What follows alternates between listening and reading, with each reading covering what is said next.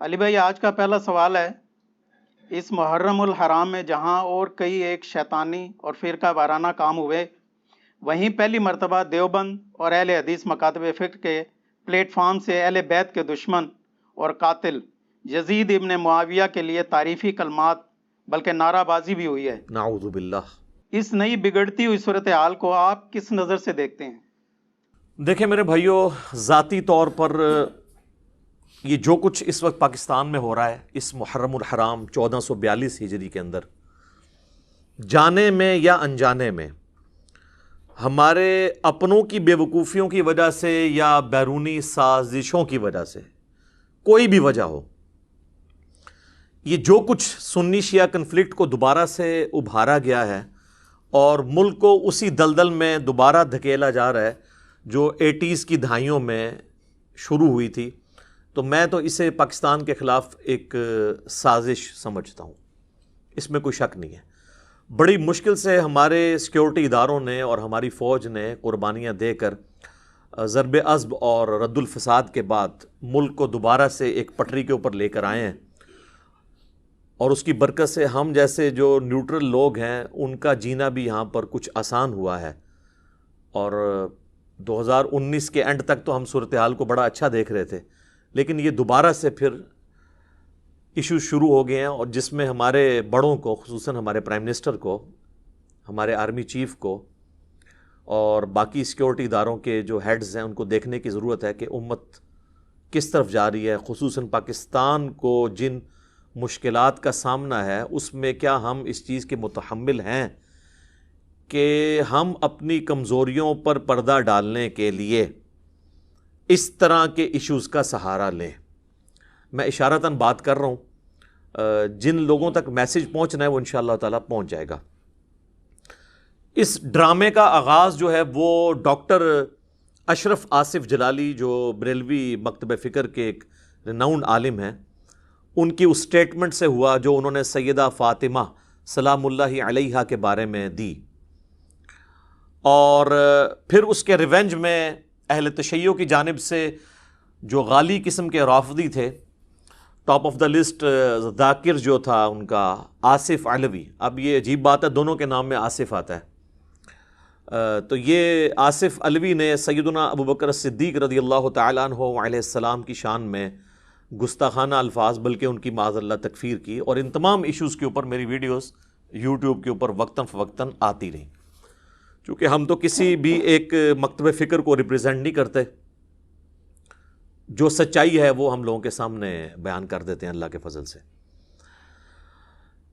اس صورتحال میں جلتی پر تیل کا کام کیا۔ 10 محرم الحرام 1442 ہجری میں کراچی میں ایک جلوس کے دوران ایک غالی رافضی نے حضرت معاویہ ابن ابی سفیان رضی اللہ تعالیٰ عنہ اور ان کے والد حضرت ابو سفیان رضی اللہ تعالیٰ عنہ پر اعلانیہ سب و شتم کیا، جس کی وجہ سے پھر یعنی بوچھال آ گیا۔ علمی اختلاف صدیوں سے ہو رہا ہے، شیعہ بھی کر رہے ہیں، اہل سنت کے اندر بھی خود بنو امیہ سے اور خصوصاً حضرت معاویہ اور حضرت ابو سفیان رضی اللہ عنہما سے اختلاف رکھتے ہیں، اس پر کسی نے بھی سیخ پانی ہونا تھا، لیکن جو یہ رویہ اختیار کیا گیا یہ بہت خطرناک ہے۔ اس کو کنڈیم کرنے کے لیے بھی میری ایک ڈیٹیلڈ ویڈیو آ گئی آلموسٹ 2.25 گھنٹے کی، وہ آپ دیکھ سکتے ہیں۔ یہ ساری ویڈیوز کے لنک انشاءاللہ ہم اس ویڈیو کے نیچے ڈسکرپشن کے اندر انشاءاللہ تعالیٰ دے دیں گے۔ ایک ایک چیز ہم نے ریفرنسز جو ہیں وہ فزیکلی HD ریکارڈنگ کے اندر ڈسپلے کی ہیں، احادیث کی انٹرنیشنل نمبرنگ، ان کے JPGs، اسی طریقے سے بکس کے ریفرنسز، تاکہ کسی کو کوئی وہم بھی نہ آئے اس معاملے میں۔ میرے بھائیوں، پرسنلی میری یہ رائے ہے کہ یزید ابن معاویہ کا جو ایشو اٹھایا جا رہا ہے یہ بنو امیہ کی کارستانیوں پر پردہ ڈالنے کی ایک سازش ہے۔ اگرچہ اہل حدیث کی جانب سے ان کے ممبر سے جو یہ آواز بلند ہوئی امیر یزید اور پھر زندہ آباد اور فلاں، تو اس کو کنڈیم خود کیا ہے اہل حدیث علماء نے، اگرچہ وہ کنڈیم اس لیول کا نہیں ہے جو ہم ایکسپیکٹ کر رہے تھے۔ کنڈیم تو یہ کرنا چاہیے تھا کہ یزید ابن معاویہ اہل سنت کے ہاں اتفاقی طور پر ایک مردود پرسنالٹی ہے، اس کی بجائے انہوں نے کہا کہ یہ پتہ نہیں کون ہمارے سٹیج پہ چڑھ گیا. یعنی سٹیج پہ کوئی چڑھ سکتا ہے؟ وہ آپ تو اپنے فرقے کی دوسری پارٹی کو سٹیج پہ نہیں چڑھنے دیتے ہو. ہم سے زیادہ کون مولویوں کو جانتا ہے؟ تو یہ بہانہ کرنا کہ جی سٹیج پہ کوئی چڑھ گیا تو ناسمجھی میں یہ ہوا، یہ مسئلہ نہیں ہے. آپ صرف اس چیز کو نہ لے کر چلیں، بلکہ یہ بتائیں کہ یہ جو کچھ ہوا یہ تو غلط ہوا. ہم یزید ابن معاویہ کو کنڈیم کرتے ہیں اور اس کے کالے کرتوتوں کو کالا کہتے ہیں. یہ نہیں انہوں نے کہا. انہوں نے اپنی پبلک کو بھی خوش کر لیا، کیونکہ ظاہر ہے کہ پریکٹیکلی تو اس وقت ناسبیت کا جھنڈا اٹھایا ہوا ہے بعض اہل حدیث اور دیوبند نے، اور اب بریلویوں میں بھی کچھ پیدا ہو گئے ہیں. تو وہ دونوں ایک ٹکٹ میں دونوں مزے کرنا چاہتے ہیں. لہٰذا یہ جو کنڈیم بھی اہل حدیث نے کیا، ہم اس کے حق میں نہیں ہیں. چلے اہل حدیث نے ایک سٹیپ تو طے کیا ہے. دوسری طرف جو لال مسجد میں جو کچھ ہوا، اور وہ ایک مخبوط الحواس قسم کا ایک مولوی، اس نے جس قسم کی باتیں کی، میرا تو خیال ہے اسے کسی نفسیاتی ڈاکٹر کو دکھانا چاہیے. اور انہوں نے تو بلکہ بتا دیا کہ ہمارے ہاں کتاب و سنت کی کوئی دلیل نہیں ہے، وہ استخاروں پر اور خوابوں پہ، یعنی جس چیز کا وہ تانا کبھی بریلویوں کو دیا کرتے تھے، اب وہ خود اسی کے اوپر چل رہے ہیں. وہ بھی مکمل طور پر دیوبندی مکتب فکر کی ریپریزنٹیشن نہیں ہے. اوورال جو دیوبندی مکتب فکر ہے، خصوصاً اس میں جو حیاتی گروپ ہے ان کا، وہ یزید کو کنڈیم کرتے ہیں. اور ان کے سرخیل مولانا طارق جمیل صاحب حفظہ اللہ تعالیٰ نے جس طرح فرنٹ سے لیڈ کیا ہے اور اہل بیت کی محبت لوگوں میں عام کی ہے، وہ کسی سے ڈھکی چھپی بات نہیں ہے. تو لہٰذا یہ پوری دیوبندیت کی ریپریزنٹیشن آپ اس کو نہ سمجھیں یہ جو کچھ ہو رہا ہے. یہ دیوبند کے ایک مولوی کی کارستانی ہے. اسی طریقے سے اہل حدیث میں اگرچہ ڈومیننٹ اکثریت جو ہے وہ یزیدی پارٹی کی ہے، لیکن پھر بھی یہ کم از کم ان کی کتابیں، ان کے بزرگوں کی کتابیں وہ یزیدیت کے خلاف ہیں، اور ناسبیت کے خلاف سب سے زیادہ کام ان لوگوں نے کیا ہے. تو ہم کسی ایک بندے کی غلطی کو یا ایک گروپ کی غلطی کو پورے کے پورے مکتب فکر کے اوپر نہیں تھوپتے، یہ ناانصافی ہے. بہرحال یہ جو کچھ ہوا ہے ہم اسے اعلانیہ طور پر کنڈیم کرتے ہیں، اور ساتھ ہی ساتھ ہم یہ بھی سمجھتے ہیں کہ شاید یہ بھی سازش ہو کہ یزید ابن معاویہ کے پیچھے اصل جو مجرمین ہیں ان کو چھپا دیا جائے تاکہ لوگ یزید کو ہی برا کہیں. اور معذرت کے ساتھ اہل تشیع جو اپنے آپ کو شیعان علی کہنے کا دم بھرتے ہیں، ان کے اندر بھی اتنی جرت نہیں ہے کہ یہ میڈیا میں آ کر کم از کم ڈھکے چھپے الفاظ میں ہی اصل بات امت کو بتائیں کہ ٹوٹی کمند کہاں. یہ ان کی بھی جرت نہیں ہے. اور میں آپ کو بتاؤں، میں نے یہ جو 2-3 ہفتے کا توقف کیا ہے لال مسجد والے ایشو کے اوپر، جو وہاں سے یزید کے حق میں نعرہ بازی ہوئی یا یہ اہل حدیث کی تو ریسنٹلی ہوئی ہے، میں اپنے وقت کا ضیاع سمجھتا تھا یزید ابن معاویہ کے خلاف بولنے کو. اس کی وجہ ہے کہ یزید کوئی آسمان سے نازل ہو کے تو کسی سٹیج پہ آ کے بیٹھ نہیں گیا. یہ اسلامی گراوٹ مسلسل 20 سے 25 سال تھی جس کا نمائندہ بن کے یزید سامنے آیا. لہٰذا اس کو سنگل آؤٹ نہیں کرنا چاہیے. خرابی پیچھے سے شروع ہوئی ہے، اور جہاں سے خرابی شروع ہوئی ہے جب تک اسے آپ آئیڈینٹیفائی نہیں کریں گے تو پھر لوگوں کو بہانہ مل جائے گا کہ یزید کو لوگ گالیاں نکالتے رہیں اور اصل جو لوگ ہیں بیچ میں ان کو چھپا لیا جائے. کبھی عبداللہ ابن سبا کا نام لے کے ان کو چھپا لیا جائے، جو کہ کریکٹر ہی مولا علی کے دور میں آیا، اس کا شہادت عثمان رضی اللہ تعالیٰ عنہ علیہ السلام سے کوئی لینا دینا نہیں تھا. اور کبھی یزید کے پیچھے ایشو کو ڈائلیوٹ کر دیا جائے. تو یہ ایک سازش ہے. انشاءاللہ ہم تو اس سازش کا حصہ نہیں بنیں گے انشاءاللہ تعالی. ہم تو حق 4 یار والے ہیں اور 5 تن پاک والے ہیں الحمدللہ، رضی اللہ عنہم اجمعین وعلیہم السلام اجمعین. تو ہم انشاءاللہ تعالی اس سازش کا کبھی بھی شکار نہیں ہوں گے. میں اس پورے ایشو کو سمجھتا ہوں کہ اسلامک ہسٹری کا یہ جو سب سے ایک بھیانک جو حادثہ ہوا، واقعہ کربلا، اس کی جو ابتدا ہے وہ سیدنا عمر ابن خطاب رضی اللہ تعالیٰ عنہ علیہ السلام کی شہادت ہے. وہاں سے فتنوں کا آغاز ہوا اور اس کا اینڈ کربلا ہے، جس کے بعد امت کے 2 ٹکڑے ہو گئے، سنی اسکول آف تھاٹ اور شیعہ اسکول آف تھاٹ، جو ہم آج تک بھوگت رہے ہیں. سٹارٹ اس کا جو ہے نا وہ سیدنا عمر کی شہادت سے ہوا. اور سیدنا عمر کو کن لوگوں نے شہید کروایا، یہ بھی اگر ہم کھولیں گے تو پھر اس کو ڈیپ ڈگ کرنے سے بھی آل امیہ ہی آتی ہے. سیدنا عمر کا قاتل کون تھا؟ نام لیتے ہیں جی، وہ کہتے ہیں نہیں ایرانی تھا جی، ابو لولو فیروز تھا. سر ایرانی تو تھا، وہ غلام کس کا تھا؟ حضرت مغیرہ ابن شعبہ کا رضی اللہ تعالیٰ عنہ. اور بخاری میں یہ موجود ہیں الفاظ. اور پھر اس سے اگلا تلخ پہلو یہ ہے کہ حضرت مغیرہ ابن شعبہ پوری زندگی حضرت معاویہ رضی اللہ تعالیٰ عنہ کے دستے راس رہے ہیں. اب اگر میں فلنگ دی بلینکس کرنا شروع کروں تو میں عبداللہ ابن سبا والا جو ڈھونگ انہوں نے رچایا ناسبیوں نے، اس سے بہتر سٹوری احادیث کی بنیاد پہ بلڈ کر سکتا ہوں کہ حضرت عمر کے قاتلین کون ہیں کہ جنہوں نے پورے اسلامک سسٹم کو نقصان پہنچا کے بعد میں اس کے اوپر قبضہ کیا ہے. اور اس کی سپورٹ میں بخاری کی وہ حضرت عمر کا آخری خطبہ بھی لا سکتا ہوں. صحیح بخاری میں انٹرنیشنل نمبر کے مطابق 6830 نمبر حدیث ہے. حضرت عمر جس سال شہید ہوئے ہیں بس اسی مہینے میں وہ شہید ہو گئے، ذوالحجہ 26 ذوالحجہ کو. انہوں نے جو آخری حج کیا ہے 23 ہجری میں، تو وہ منا میں عبداللہ ابن عباس کہتے ہیں کہ اور عبد الرحمن بن عوف کہ ہم بیٹھے ہوئے تھے، ایک شخص نے آ کے کہا کہ امیر المومنین آپ نے لوگوں کی گفتگو نہیں سنی، لوگ کہہ رہے ہیں کہ عمر جب مر جائے گا تو ہم فلاں شخص کی بیعت کر لیں گے.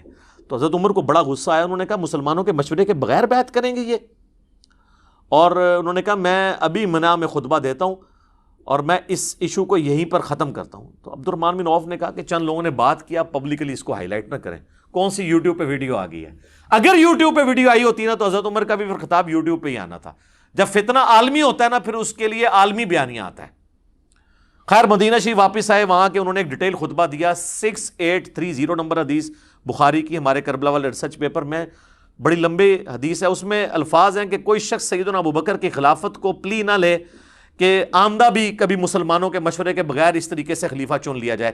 یعنی حضرت عمر یہ سمجھتے تھے کہ حضرت ابوبکر کو بھی کیٹاسٹرافکلی چنا گیا، جس طریقے سے مشورہ ہونا چاہیے تھا ویسے نہیں ہو سکا، لیکن وہ ایک ایکسیپشن ہے کیونکہ امت اس کے اوپر راضی ہوگی. اور پھر دوسری بات، حضرت ابوبکر کے پائے کی کوئی اور پرسنالٹی نہیں تھی کہ امت کوئی کلیم کرتا کہ ہاں جی میں بھی اس لیول پہ آ کے تو میں دعوے دار ہوں. ایون مولا علی علیہ السلام نے بھی ان کو 6 مہینے کے بعد ایکسیپٹ کر لیا. اس کے اوپر میری ڈیٹیل ویڈیو ہے سیدہ فاطمہ کا قاتل کون، تو آپ دیکھ لیں، میں نے سارے ٹروتھ اس کے اندر ریویل کیے ہیں ایک ایک حدیث کے نمبر ڈسپلے کر کے. تو بہرحال حضرت عمر فاروق رضی اللہ تعالیٰ عنہ نے کہا کہ یہ چیما گوئیاں جو میں سن رہا ہوں نا کہ عمر مر جائے گا تو فلاں کے، تو ان کا مسلمانوں کے مشورے کے بغیر تم خلیفہ چنو گے؟ اللہ کی قسم اگر اس طرح ہوا تو پھر اس کا انجام قتل و غارت ہوگا. جس کی بیعت کی گئی اور جو بیعت لینے والے ہیں، یہ دونوں کے دونوں جو ہیں وہ خون ریزی کا شکار ہوں گے. اور حضرت عمر نے اس بیعت کو اسٹیبلش ہی نہیں مانا کہ جو تلوار کی دھونس پر لی جائے. تو یزید ابن معاویہ کی بیعت جو ہے تلوار کی دھونس پہ ہوئی ہے. کہتے ہیں جی وہ صحابہ نے بیعت کر لی تھی. کس طریقے سے بیعت کی تھی تاریخ نہیں، بخاری مسلم بتاتی ہے. انشاءاللہ میں آج سب کچھ کور کروں گا. ریسرچ پیپر میں تو میں نے کور کیا ہے، اس کے علاوہ کئی ایک ویڈیوز کے اندر کور کیا ہوا ہے. تو جو دھونس اور بدماشی کے ساتھ بیعت لی جائے تو بیعت سیدنا عمر کے فتوے کے تحت اسٹیبلش ہی نہیں ہوتی. جب بیعت اسٹیبلش نہیں ہوگی تو لہٰذا اس بیعت کے خلاف کھڑے ہونے والے کو خروج پر مبنی نہیں مانا جائے گا، بلکہ وہ قیام حسینی ہے. خروج وہ ہے جو مولا علی کے خلاف ہوا ہے جنگ جمل صفین اور نہروان کے اندر، کیونکہ ان کی بیعت اسٹیبلش تھی، وہ خلفائے راشدین میں سے ہیں. اس کو بھی میں انشاءاللہ ڈسکس کروں گا. تو یہ میں نے تمہیداً گفتگو کی ہے تاکہ ایک اوورال ڈاکٹرن کلیئر ہو کہ اصل ایشو سیدنا عمر کی شہادت سے شروع ہے. اور اس کی پریڈکشن پہلے ہی صحیح بخاری اور صحیح مسلم میں نبی الاسلام کی احادیث موجود ہیں. اور بلکہ یہ تو ایک پورا ایک ٹاپک ہے دلائل النبوہ کا. امام بیہقی نے آلموسٹ 3500 احادیث پر مشتمل کتاب دلائل النبوہ لکھی ہے. اس میں ساری نبی علیہ السلام کی پروفیسیز ہیں کہ آپ علیہ السلام کو ہم اللہ کا نبی اسی لیے مانتے ہیں کہ آپ نے اپنی وفات کے بعد 10 سال کے بعد، 20 سال کے بعد، 30 سال کے بعد، 50 سال کے بعد، 100 سال کے بعد، 500 سال کے بعد، ایون قیامت تک آنے والے واقعات بتائے ہیں اور وہ اسی طریقے سے ہوئے ہیں. امام بیہقی نے اپنے زمانے تک تو وہ چیزوں کو جمع کیا. ان کی وفات ہوئی ہے 458 ہجری میں. تاتاریوں کا فتنہ بھی ان کے بعد آیا ہے، حالانکہ تاتاریوں کے فتنے کی حدیثیں بخاری مسلم میں موجود تھی. امام بیہقی نے وہ دیکھا نہیں ہے، لیکن ہم تو آج کہہ سکتے ہیں وہ بھی پورا ہو گیا. عمار کو باغی جماعت قتل کرے گی، یہ اس کے اندر ہے. میری بیوی پر خواب کے کتے بھونکیں گے، سیدہ عائشہ پہ بھونکے جب جمل کے لیے نکلی. اسی طریقے سے جتنی بھی پروفیسیز ہیں یہ سب کے سب دلائل النبوہ کے اندر موجود ہیں. یہ ایک پوری کتاب ہے جس کی بنیاد پہ ہم نبی علیہ السلام کو ایک جنگجو بادشاہ نہیں مانتے بلکہ اللہ کا پیغمبر مانتے ہیں. دلائل النبوہ کو اگر احادیث کے خزانے سے نکال دیں تو کوئی شخص بھی رسول اللہ صلی اللہ علیہ وآلہ وسلم کی جنگوں کو جسٹیفائی نہیں کر سکتا.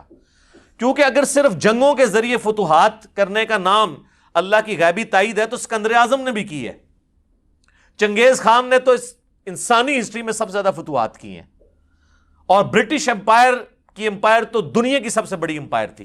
نہ رومن امپائر اس کا مقابلہ کرتی تھی، نہ مسلم کی امپائرز، ایون تاتاریوں سے بھی بڑی امپائر تھی ان کی. تو ہم کیا کہیں گے؟ یہ سب کے ساتھ غیبی تائید تھی. ادھر فرق یہ ہے کہ ان لوگوں نے یہ نہیں بتایا تھا کہ ہمارے بعد کیا ہوگا، لیکن ہمارے نبی علیہ السلام اللہ کے پیغمبر ہیں، وہ جنگجو نہیں ہیں. انہوں نے بتایا کہ میرے بعد اس طرح بگاڑ ہوگا. ایک ایک بندے کو انہوں نے پوائنٹ آؤٹ کیا اور منوان پورا ہوا ہے. یہ اس چیز کا ثبوت ہے کہ نبی علیہ السلام ایک جنگجو نہیں تھے بلکہ اللہ کے پیغمبر تھے. امام المجاہدین ہیں.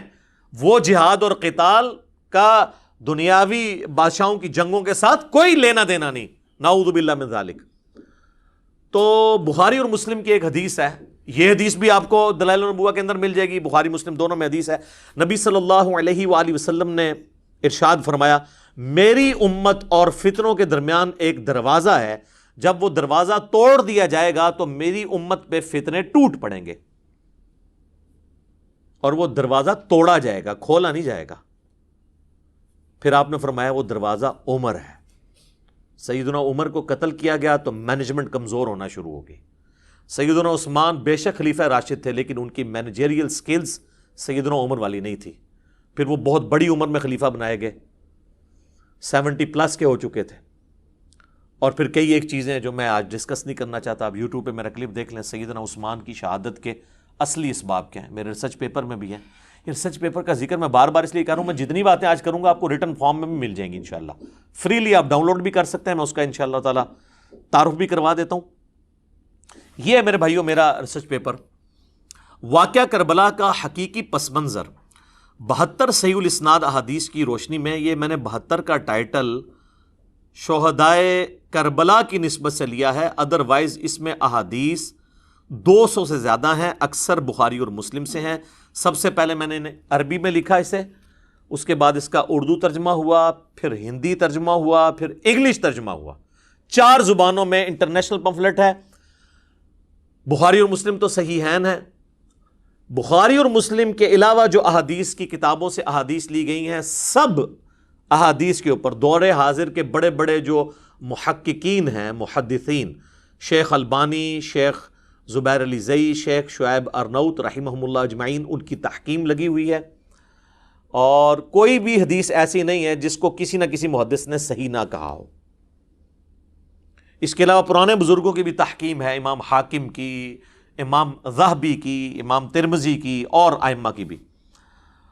اور یہ جو ریسرچ پیپر ہے میرے بھائیوں، یہ آلموسٹ یہ پوری سٹوری کو کور کرتا ہے، اور اس کا نام میں نے کیا رکھا ہے؟ واقعہ کربلا کا حقیقی پس منظر 72 صحیح الاسناد احادیث کی روشنی میں.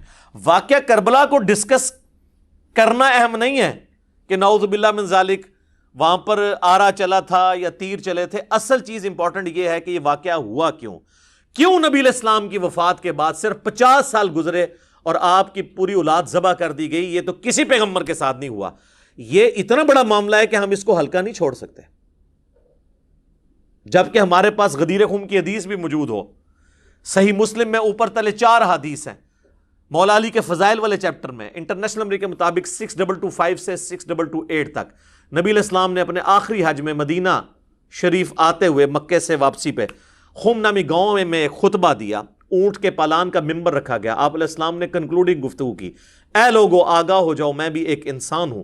قریب ہے کہ اللہ کا قاصد یعنی موت کا فرشتہ میرے پاس آئے اور میں اس کی دعوت قبول کر لوں. میں اپنے بعد تم میں 2 بھاری چیزیں چھوڑ کے جا رہا ہوں. ان میں سے پہلی چیز اللہ کی کتاب ہے.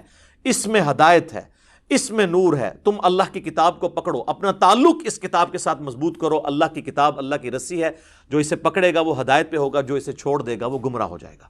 پھر زید بن ارقم کہتے ہیں کہ نبی علیہ السلام ہمیں ترغیب دلاتے رہے، اللہ کی کتاب، اللہ کی کتاب، اللہ کی کتاب. اور پھر فرمایا کہ دوسری بھاری چیز میرے اہل بیت ہیں، میں اپنے اہل بیت کے معاملے میں تمہیں اللہ کا خوف دلاتا ہوں. اور اس جملے کو آپ نے 3 دفعہ ریپیٹ کیا. لیکن امت نے بالکل الٹ کیا، نہ قرآن کو پکڑا اور نہ اہل بیت کو زندہ چھوڑا.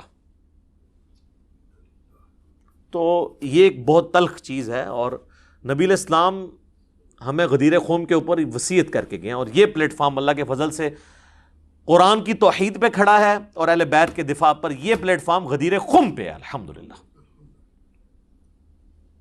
غدیر خم کی حدیث تو بہت کم ہی بیان ہوتی تھی، اور کئی مکتب فکر کے لوگوں کو تو اس حدیث کا پتہ ہی نہیں تھا.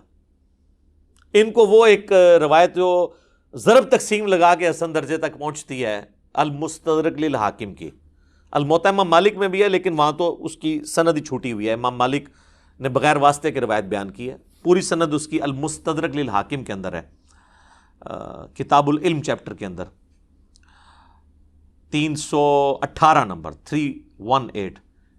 وہ حجۃ الوداع کا خطبہ ہے کہ 2 چیزیں چھوڑ کے جا رہا ہوں، اللہ کی کتاب اور اس کے نبی کی سنت، اسے مضبوطی سے پکڑ لو گے کبھی گمراہ نہیں ہوگے. اور مسلم شریف میں جو حجۃ الوداع کا خطبہ ہے نا، انٹرنیشنل نمبر کے مطابق 2950، اس میں سنت کا ذکر نہیں، صرف کتاب اللہ کا ذکر ہے. سنت کو ماننا، کتاب اللہ کو ماننا اس کے اندر امپلائڈ ہے، کیونکہ قرآن ہی نے ہمیں سنت کی طرف رہنمائی کی ہے نا. من یطیع الرسول فقد اطاع اللہ، جس نے رسول اللہ کی اطاعت کی اس نے اللہ کی اطاعت کی، صلی اللہ علیہ وآلہ وسلم. صلاۃ بر محمد وآل محمد، اللہم صلی علی محمد وعلی آل محمد وبارک وسلم واصحابہ اجمعین الی یوم الدین، آمین. تو یہ میرے بھائیوں ریسرچ پیپر میں نے جو لکھا، اس ریسرچ پیپر میں میں نے کربلا کی پوری ہسٹری، وہ جو 6 ٹاپک ہیں وہ کور کیے ہیں. میں ان کی ہیڈنگ صرف آپ کو بتا دیتا ہوں. پہلا ٹاپک ہے منہج نبوی پر قائم خلافت راشدہ کی صحیح مدت کتنی تھی اور خلافت راشدہ کے حقیقی اہل خلفائے راشدین کون تھے. دوسرا ٹاپک خلیفہ راشد سے بغاوت بدعت ہے، جنگ جمل، صفین اور نہروان میں سیدنا علی کی حقانیت اور شہادت سیدنا عثمان کے اصلی اسباب، وہ جعلی اسباب نہیں کہ ایک عبداللہ بن سبا نے 40,000 صحابہ تربیت یافتہ ان کی مت مار دی، نعوذ باللہ، نہیں، آل امیہ کو بچانے کے لیے. عبداللہ ابن سبا پرسنالٹی ہے، وہ بعد میں آیا، اسے مولا علی نہیں قتل کروایا، اس کا مسئلہ بالکل الگ ہے. تیسرا ٹاپک رسول اللہ صلی اللہ علیہ وآلہ وسلم نے اپنی وفات سے 1 مہینہ قبل مستقبل میں ہونے والے حکومتی بگاڑ سے متعلق غیبی خبریں دے دی تھی. چوتھا ٹاپک چوتھے خلیفہ راشد سیدنا علی رضی اللہ تعالیٰ عنہ علیہ السلام کے فضائل کا بیان اور ان پر ممبروں سے لعنت کرنے کی بدعت کب اور کس نے ایجاد کی. پانچواں ٹاپک حضرت معاویہ رضی اللہ تعالیٰ عنہ کو حکومت مل جانے کے بعد سے بتدریج امت پر کیسی ملوکیت مسلط ہوئی اور اس کا بھیانک نتیجہ کیا نکلا. اس میں نے صلح حسن والا بھی وہ ایشو کور کیا ہے کہ وہ بھائی شرائط پہ صلح ہوئی تھی، اس طرح نہیں ہے کہ ایویں صلح ہو گئی تھی. اور پھر معذرت کے ساتھ ان شرائط کے ساتھ جو کچھ ہوا وہ آپ اسی میں پڑھ سکتے ہیں، آج ٹاپک نہیں ہے میرا. اور چھٹا ٹاپک سیدنا حسین رضی اللہ تعالی عنہ علیہ السلام کے فضائل کا بیان اور یزید ابن معاویہ کی ملوکیت میں اس کے گورنر عبید اللہ ابن زیاد کے ذریعے مظلومانہ شہادت. یہ 6 ٹاپک میں نے کور کیے ہیں. یہ ریسرچ پیپر آپ مفت ڈاؤن لوڈ کریں، عربی میں، اردو میں، انگلش میں، ہندی میں، ہماری ویب سائٹ ahlsunnatpak.com سے. ہارڈ کاپی آپ اس کی بالکل فری منگوا سکتے ہیں. ڈاک کا صرف آپ نے خرچہ دینا ہے، TCS کا 300 روپیہ. اور صرف یہ ریسرچ پیپر نہیں، اس کے ساتھ یہ ٹوٹل 12 کا پیکج ہے. 9 ریسرچ پیپرز ہیں اور 3 اذکار کارڈ ہیں. 12 کا پیکج صرف 300 روپے میں، اور وہ بھی ڈاک کا خرچہ TCS کا. آپ کے گھر آ جائے گا صبح 9 سے لے کر شام 5 بجے تک. ہمارے اکیڈمی پہ آپ کال کر سکتے ہیں. اکیڈمی کا نمبر ہے +92-321-5900-162. پاکستان سے کریں گے تو 0321-5900-162. یہ اکیڈمی کا نمبر ہے. اور اس پہ واٹس ایپ اگرچہ ہے لیکن وہ انٹرٹین نہیں ہوتا، صرف کال کریں گے، نہ واٹس ایپ پہ میسج بھیجنا ہے. میسج بھی بھیجنا ہے تو آپ نے ٹیکسٹ میسج بھیجنا ہے. انشاءاللہ تعالیٰ یہ کربلا والا ریسرچ پیپر اور ساتھ اس کے مزید 8 ریسرچ پیپر، یہ 9 ہوئے، اور 3 اذکار کارڈ، یہ ٹوٹل 12 کا پیکج انشاءاللہ تعالیٰ آپ کے گھر ڈاک میں انشاءاللہ تعالیٰ ڈیلیور کیا جائے گا انشاءاللہ تعالیٰ. اب میرے بھائیوں یہ جو کچھ اہل حدیث کے پلیٹ فارم اور دیوبند کے پلیٹ فارم سے ہوا آل امیہ کے حق کے اندر، تو میں ان کو بھی مشورہ دوں گا کہ آپ نے جو ایک نعرہ بلند کیا تھا خلافت راشدہ حق چار یار، تو اس پہ قائم رہے. ہم بھی آپ کے ساتھ ہیں. ہم تو کہتے ہیں حق چار یار اور پنج تن پاک پہ قائم رہیں تو امت میں اتحاد ہو سکتا ہے. جیسے ہی آپ آل امیہ کا دفاع شروع کرتے ہیں نا، پھر حق چار یار والا مسئلہ بھی خراب ہو جاتا ہے. اور آل امیہ میں آپ نے حضرت عثمان کو نہیں لے کے آنا، ان کے پیچھے چھپنے کی کوشش نہیں کرنی، عمر بن عبد العزیز کے پیچھے چھپنے کی کوشش نہیں کرنی. یہ تو اسی طریقے سے ہے کہ بنو ہاشم میں جو کافر ہیں وہ جا کر ابو لہب کے پیچھے چھپ جائیں. بخاری مسلم میں حدیث ہے نا کہ نبی علیہ السلام فرمایا کہ اللہ تعالیٰ نے آدم علیہ السلام کی اولاد میں سب سے بہترین خاندان میں مجھے پیدا کیا. مسلم میں تو ڈیٹیل ہے کہ بنو ہاشم کو اللہ تعالیٰ نے چن لیا. اب بنو ہاشم میں نبی علیہ السلام بھی ہیں اور ابو لہب بھی ہے. اب یہ تو نہیں ہے کہ آپ ابو لہب کی مثال دے کے تو بنو ہاشم کی توہین شروع کر دیں، لیکن بنو ہاشم کا بینیفٹ ابو لہب کو بھی نہیں دیا جا سکتا. بالکل اس طریقے سے سیدنا عثمان کا بینیفٹ چند ایک جو ان کی اجتہادی خطائیں ہیں وہ الگ بات، پوری آل امیہ کو نہیں دیا جا سکتا. وہ خلیفہ راشد ہیں، ان کی اجتہادی خطاؤں پر ان کی نیکیاں اور اسلام کے لیے قربانیاں بھاری ہیں. اور پھر جب ان کی شہادت ہو گئی تو اللہ تعالیٰ نے انہیں پاک و صاف کر کے اٹھایا. عمر بن عبد العزیز کے پیچھے آل امیہ کو نہیں چھپا سکتے.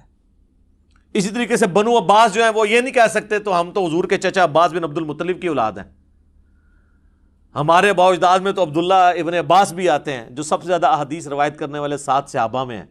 یہ بہانے تو نہیں گھڑے جا سکتے. تو حق چار یار پہ امت کو اکٹھا کیا جا سکتا ہے، بنو امیہ کے اوپر نہیں اکٹھی ہو سکتی امت. اور جب تک بنو امیہ کنڈیم نہیں ہوگی اس وقت تک جو سنی شیعہ دراڑ ہے یہ کبھی فل نہیں ہو سکتی. اس کانٹیکسٹ میں اگر تاریخ پہ ہم جائیں تو یہ ہمارے جو مخالفین ہیں جو یعنی آل امیہ کی نوکری کر رہے ہیں ناصبی، وہ اکثر تاریخ سے حوالے لے کے آتے ہیں اور وہ بھی آدھے آدھے لے کے آتے ہیں. پورا پڑھیں، اب وہ آج میرا ٹاپک نہیں، کس طریقے سے ان لوگوں نے اپنی کتابوں میں بے ایمانیاں کی ہیں. اگر تاریخ میں یزید اور آل امیہ کے حق میں ایک بات ملتی ہے نا تو 1000 باتیں ان کے خلاف ملتی ہیں. اگر ہم نے تاریخ کی کتابوں سے حوالے پیش کرنے شروع کیے تو یہ لوگ جن لوگوں کا دفاع کر رہے ہیں نا ان کا مسلمان ہونا بھی ثابت نہیں کر سکیں گے. لیکن ہم اس گراوٹ پہ نہیں اترتے، ہم کہتے ہیں محدثین تک رہیں.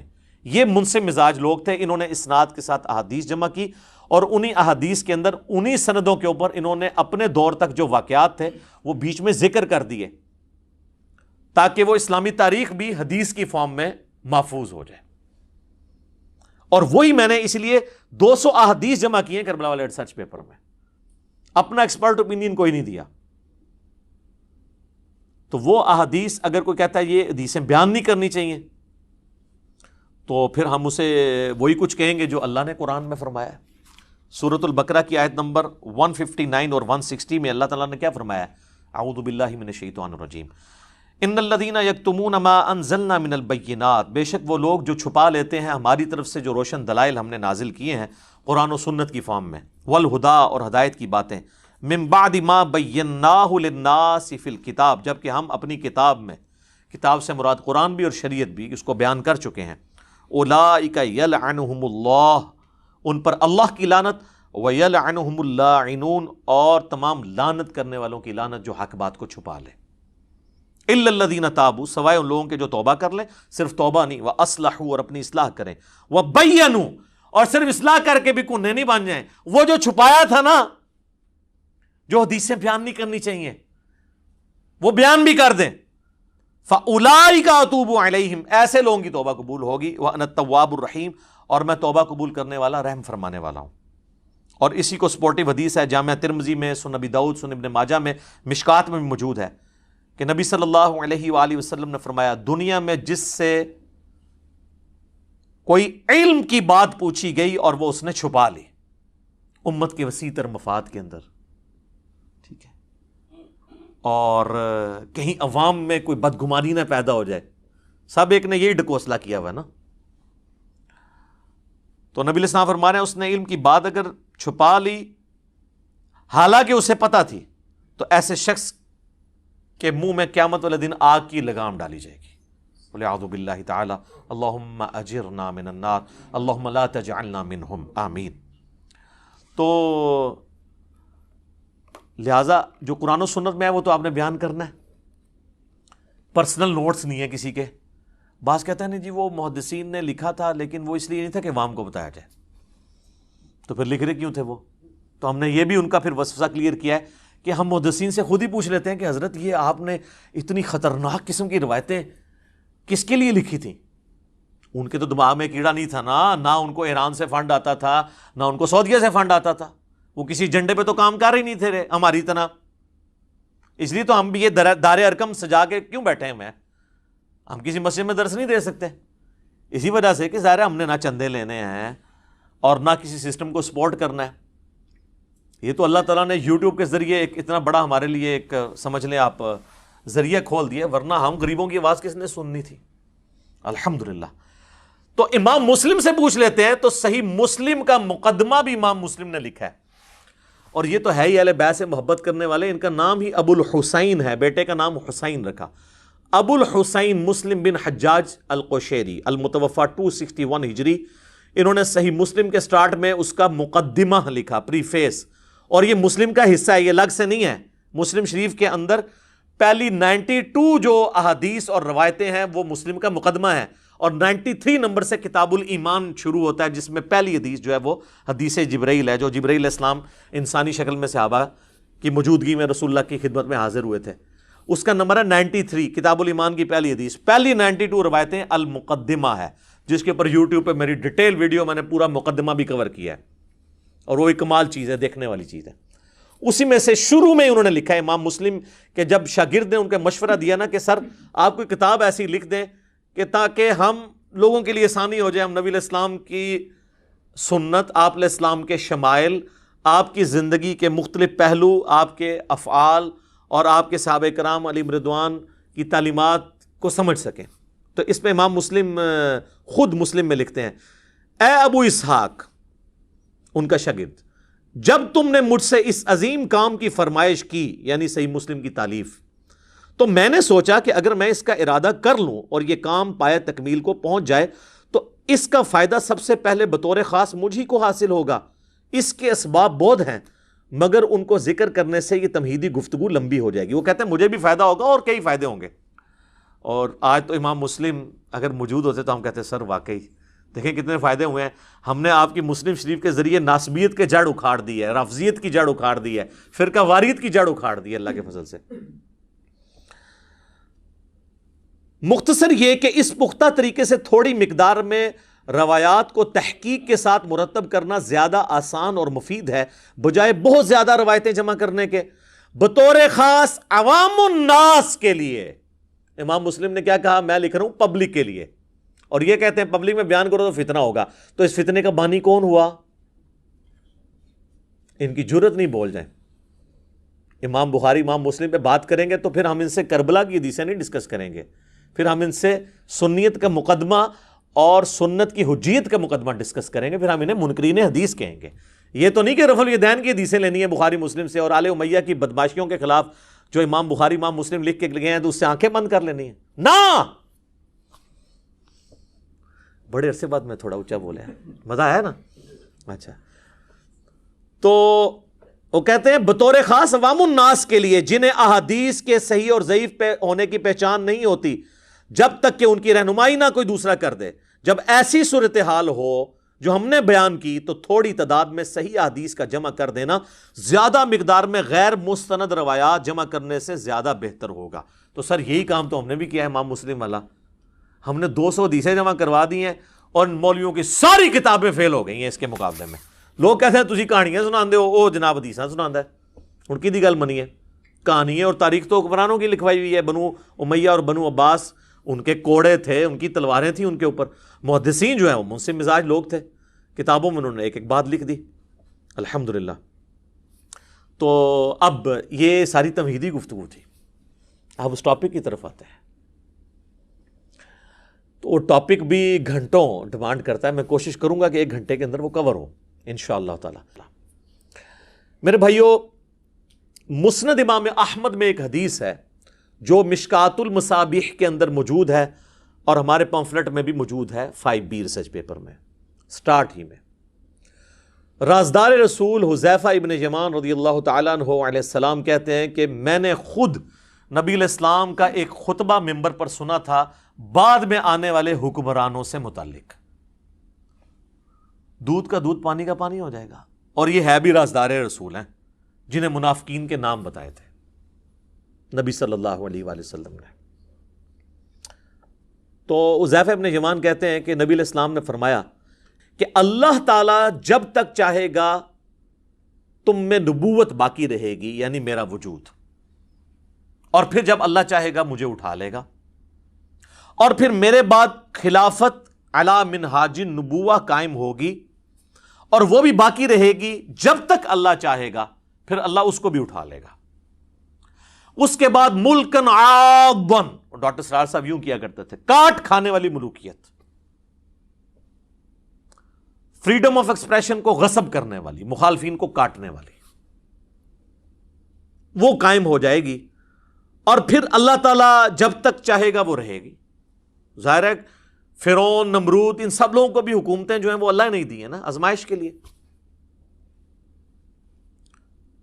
پھر اللہ تعالیٰ اسے بھی اٹھا لے گا، پھر جابر حکمرانوں کا دور شروع ہو جائے گا، پھر اللہ تعالیٰ جب تک چاہے گا وہ رہے گا، پھر اس کو بھی اٹھا لے گا، اور پھر ایک دفعہ دوبارہ سے خلافت علی منہاج النبوہ قائم ہوگی، یعنی امام محمد بن عبداللہ المہدی رحمہ اللہ تعالی اور رضی اللہ تعالیٰ عنہ علیہ السلام کی خلافت۔ ایک تفسیر اس کی بھی کی گئی ہے یہ والی، اور ایک تفسیر اس حدیث کے راوی کا فہم یہ ہے کہ انہوں نے یہ حدیث لکھ کے حضرت عمر بن عبدالعزیز کو بھیجی اور کہا کہ یہ جو کاٹ کھانے والی ملوکیت اور جابر حکمرانوں کے بعد آپ کی دوبارہ خلافت آئی ہے، تو مجھے لگتا ہے یہ آپ کی پیش گوئی تھی جس پہ عمر بن عبدالعزیز بڑے خوش ہوئے۔ تو اگر یہ بھی مان لیا جائے تو پھر بھی بنو امیہ نہیں بچتی، وہ ساروں کو پچھلوں کو پچھلا رگڑا لگا دیا نا۔ اور پھر ہم کہتے ہیں عمر بن عبدالعزیز جو ہیں وہ پہلے مجدد اسلام کے کیوں ہیں؟ انہوں نے کون سا گند صاف کیا ہے؟ بنو امیہ کا گند۔ وہ آج ٹاپک نہیں ہے، میری کئی ایک ویڈیوز پہلے ریکارڈڈ موجود ہیں۔ بہرحال دوسرا فہم یہ ہے کہ یہ نبی علیہ السلام کا دور، اس کے بعد خلافت راشدہ کا دور، اس کے بعد کاٹ کھانے والی ملوکیت جو ہے وہ بنو امیہ اور بنو عباس کا دور 500-600 سال تک، جس میں سے 100 سال آلموسٹ بنو امیہ اور پھر بنو عباس اور باقی لوگ۔ اور یہ جو جابر حکمران ہیں جو مسلط ہو جائیں گے، یہ کلونیل پاورز ہیں جو پوری دنیا کے اوپر قابض ہوئی، جن کا زور 100 سال پہلے ٹوٹنا شروع ہوا، اور آج 57-58 اسلامی ملک ہیں۔ یہ 8 سے 100 سال پہلے نہیں تھے اتنے ملک۔ اب دوبارہ سے خلافت علی منہاج النبوہ کی تیاریاں الحمدللہ شروع ہو چکی ہیں اللہ کے فضل سے۔ اچھا، اس حدیث کے اندر تو صرف یہی ذکر تھا کہ یہ اس ترتیب کے ساتھ معاملات ہوں گے۔ اس کی ایکسپلینیشن ہے جامعہ ترمذی اور سنن ابی داؤد کے اندر، وہاں پہ ڈیٹیل ہے کہ یہ خلافت کتنا عرصہ ہوگی۔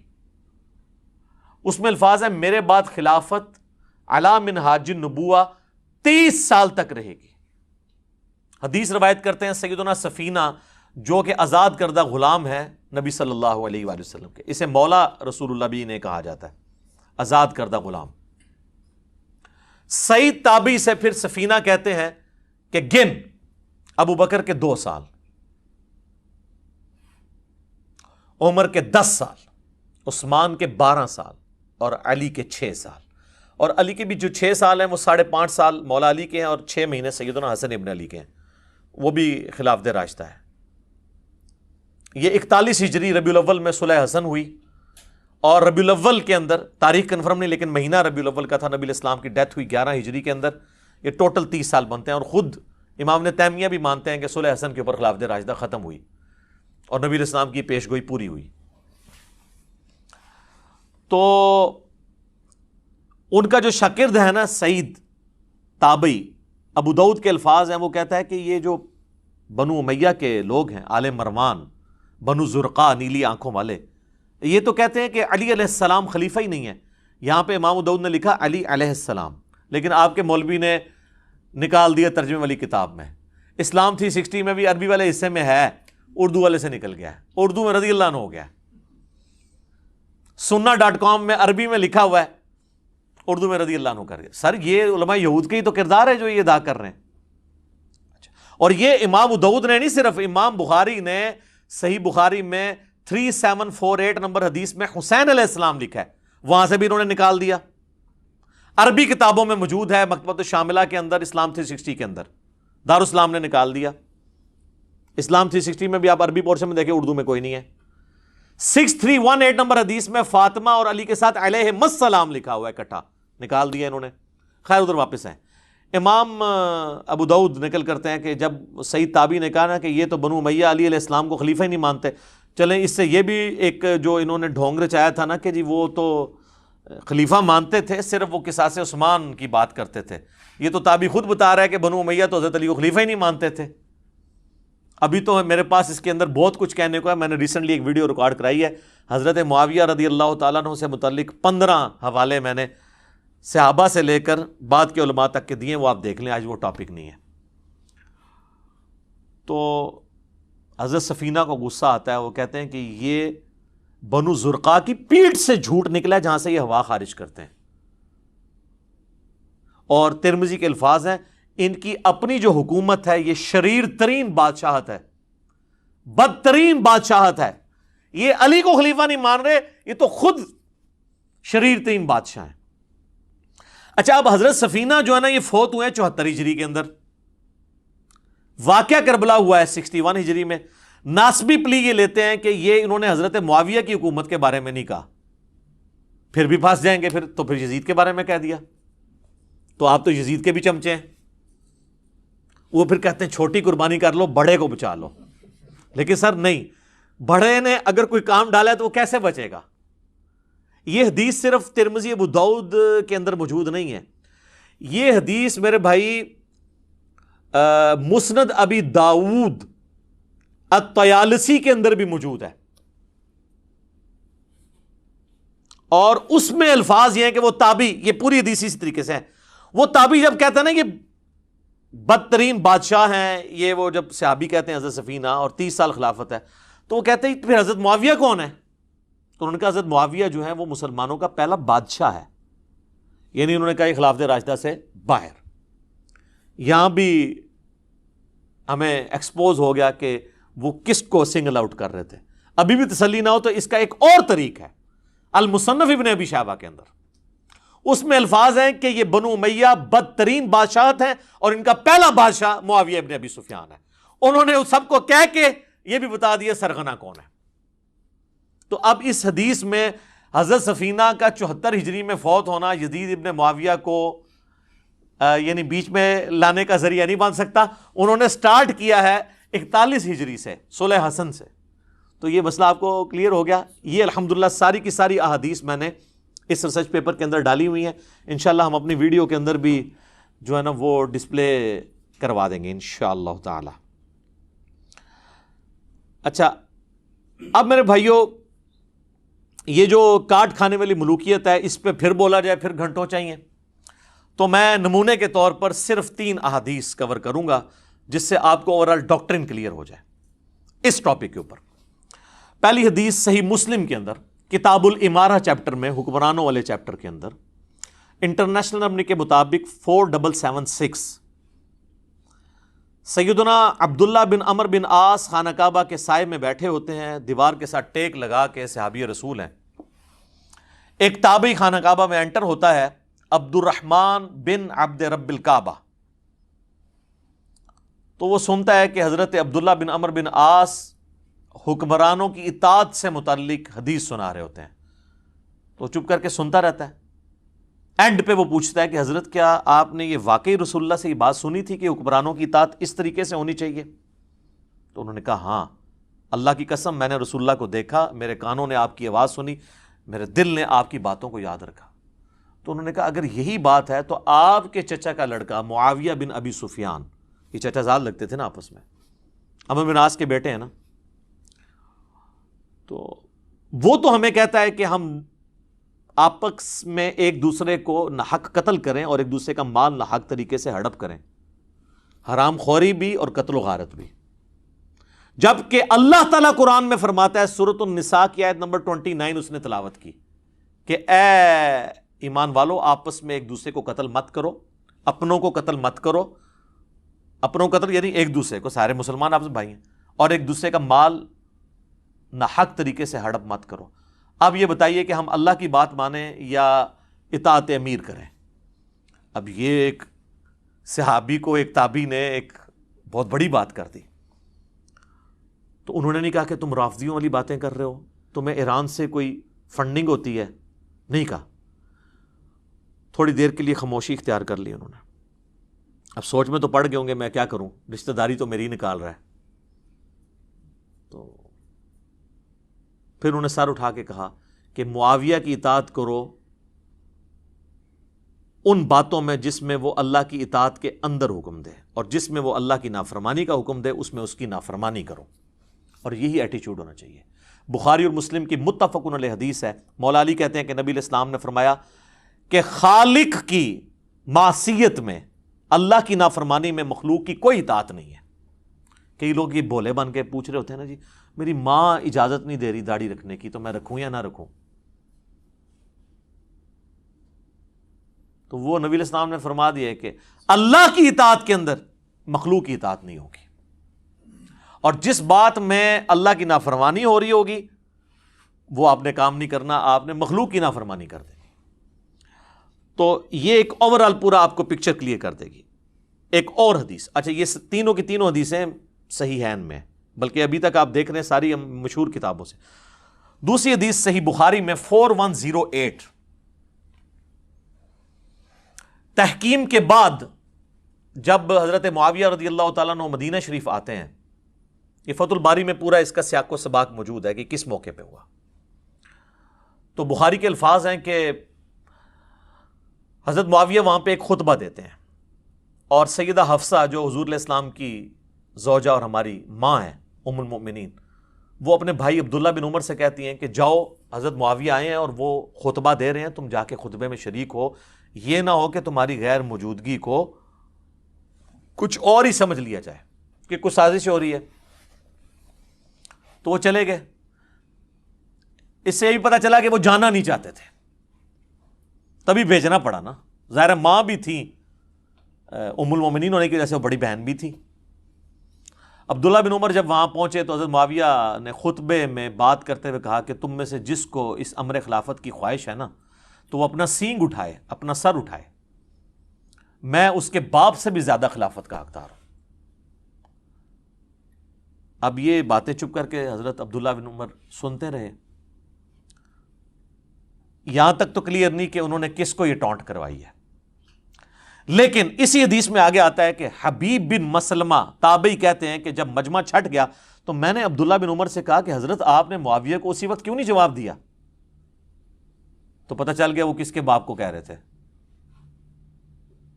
سیدنا عمر کی توہین وہ شخص کر رہا ہے کہ جو حضرت عمر کے دور میں رومن امپائر گری، اس رومن امپائر میں شام میں انہوں نے حکومت قائم کی ہے، اور وہ محنتیں کن کی ہیں؟ حضرت عمر کی۔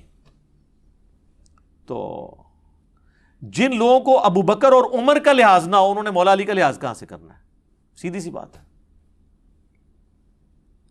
تو عبداللہ بن عمر کہتے ہیں کہ میں نے ارادہ تو کیا کہ میں اپنی گوٹ کھولوں، یوں کر کے احتبا کر کے دونوں گھٹنوں کو یوں لے کے بیٹھے تھے، اور میں اسے وہیں بھرے مجمع میں جواب دوں کہ تجھ سے زیادہ خلافت کا حقدار وہ ہے کہ جس نے تم دونوں باپ بیٹا ابو سفیان سے اور معاویہ سے رضی اللہ عنہما، ہم تو احترام سے ہی نام لیں گے، ظاہر ہے صحابیت تو ہے، تم باپ بیٹا سے جنگ کی ہوئی ہے جب تم دونوں کافر تھے اور ہم مسلمان تھے، یعنی تم لوگ جونیئر مسلمان ہو، طلقاء ہو، فتح مکہ پہ مسلمان ہوئے ہو، اور آج ہم سینئر مسلمانوں کو کہہ رہے ہو تم لوگوں کے ساتھ تو ہم جنگیں لڑ چکے ہیں، تم لوگوں کو ہم نے مار مار کے اسلام میں داخل کیا۔ ظاہر ہے کہ وہ مارے کھائی ہیں تو پھر آہستہ آہستہ ان کو ہوش آئی ہے نا کہ اسلام کا پلڑا بھاری ہو گیا۔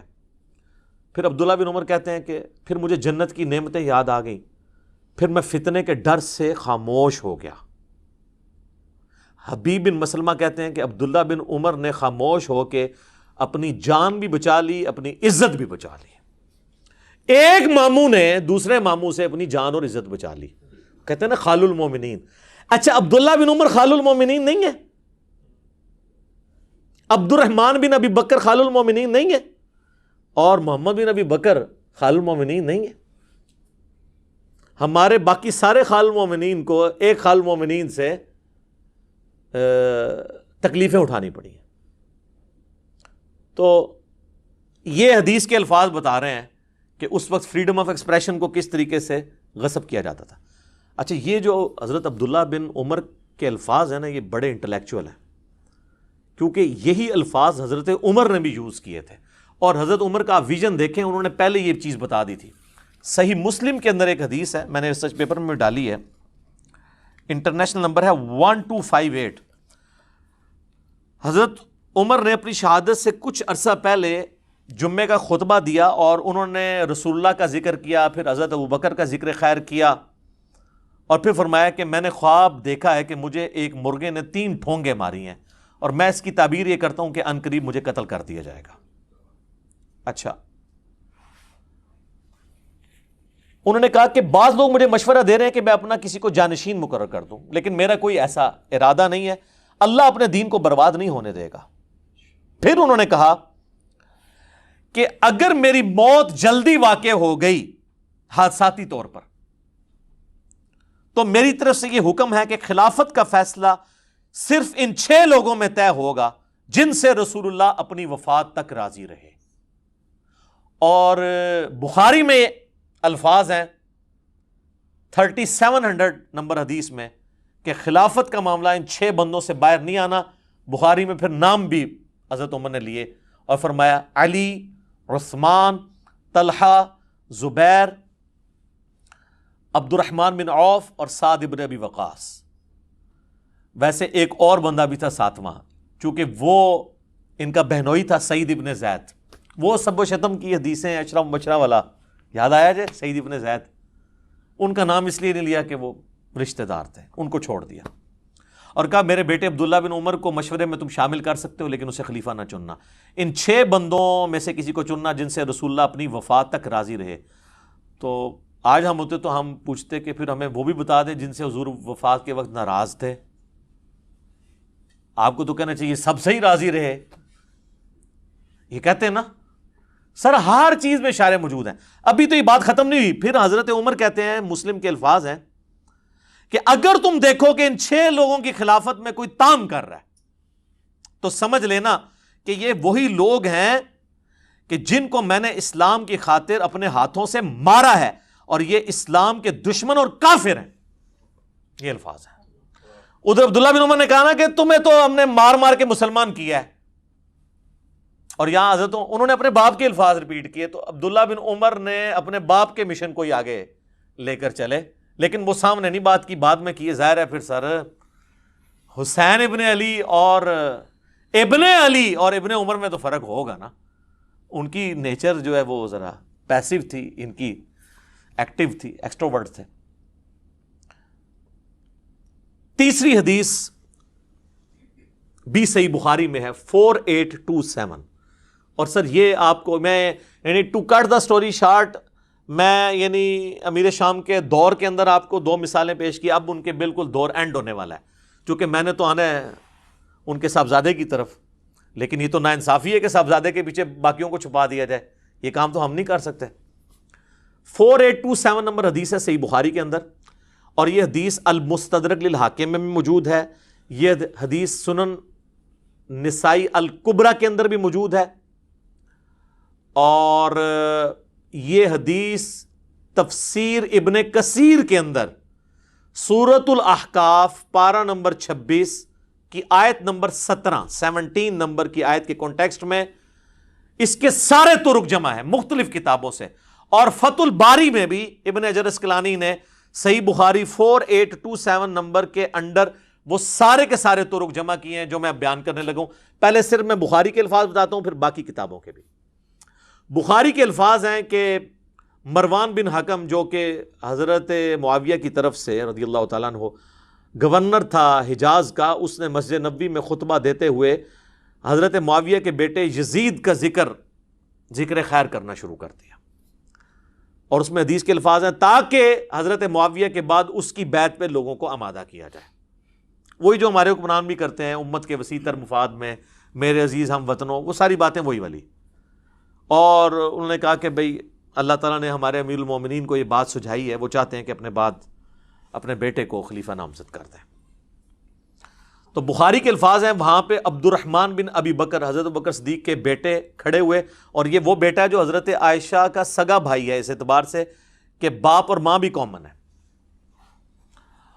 اور امام بخاری ذرا شریف النفس آدمی تھے، انہوں نے صرف اتنا لکھا کہ عبد الرحمن بن ابی بکر کھڑا ہوا اور انہوں نے کچھ کہہ دیا. وہ کیا کہا وہ ہم آپ کو بعد میں بتاتے ہیں. آگے بخاری کے الفاظ چلتے ہیں کہ مروان بن حکم نے کہا پکڑو اس کو. تو پتہ چل گیا کوئی چوبے والی بات کی. تو حضرت عبد الرحمن بن ابی بکر جو ہے وہ چونکہ مسجد نبوی میں بیٹھے ہوئے تھے، فوراً سے حجرہ عائشہ میں داخل ہو گئے اپنی بہن کے پاس. تو اب ظاہر ہے کہ سیدہ عائشہ کی تو کوئی تو اس طریقے سے نہیں کر سکتا تھا. تو اس کا غصہ نہیں ٹھنڈا ہوا. مروان بن حکم نے باہر سے ہی کہا کہ او ابو بکر کے بیٹے، وہ تیرے بارے میں قرآن میں آیت نازل ہوئی ہے سورہ الاحقاف کی آیت نمبر 17 کہ یہ کہتا ہے کہ میرے ماں باپ مجھے کہتے ہیں کہ مرنے کے بعد زندہ کیا جائے گا، اللہ کے حضور پیش ہونا ہے. تو یہ تو اگلے لوگوں کی سٹوریاں ہیں. ابو بکر کے بیٹے تو ہی ہے، یہ تو ہی وہ کافر ہے جس کے بارے میں یہ آیت نازل ہوئی. نعوذ باللہ. اسی لیے سورہ احقاف کی تفسیر میں ابن کثیر کو یہ حدیث لانی پڑی ہے. اور امام بخاری نے بھی سورہ احقاف کی تفسیر والا جو چیپٹر ہے نا اس کے اندر یہ حدیث لی ہے. یہ کہتے ہیں شان نزول بتائیں. اے لو لبو ہوں شان نزول، شان نزول کا تمہیں بڑا شوق ہے نا، آگے پیچھے سیاق و سباق بھی بتائیں، سلف کا فام بھی بتائیں، فام لے لو سارے. تو بخاری کے الفاظ ہیں حضرت عائشہ کو غصہ آیا، انہوں نے اندر سے کہا کہ آل ابی بکر کے بارے میں کوئی آیت قرآن کی نازل نہیں ہوئی ہے سوائے جو میری برات میں سورۃ النور نازل ہوئی جب ان کے اوپر جھوٹی تہمت لگائی گئی.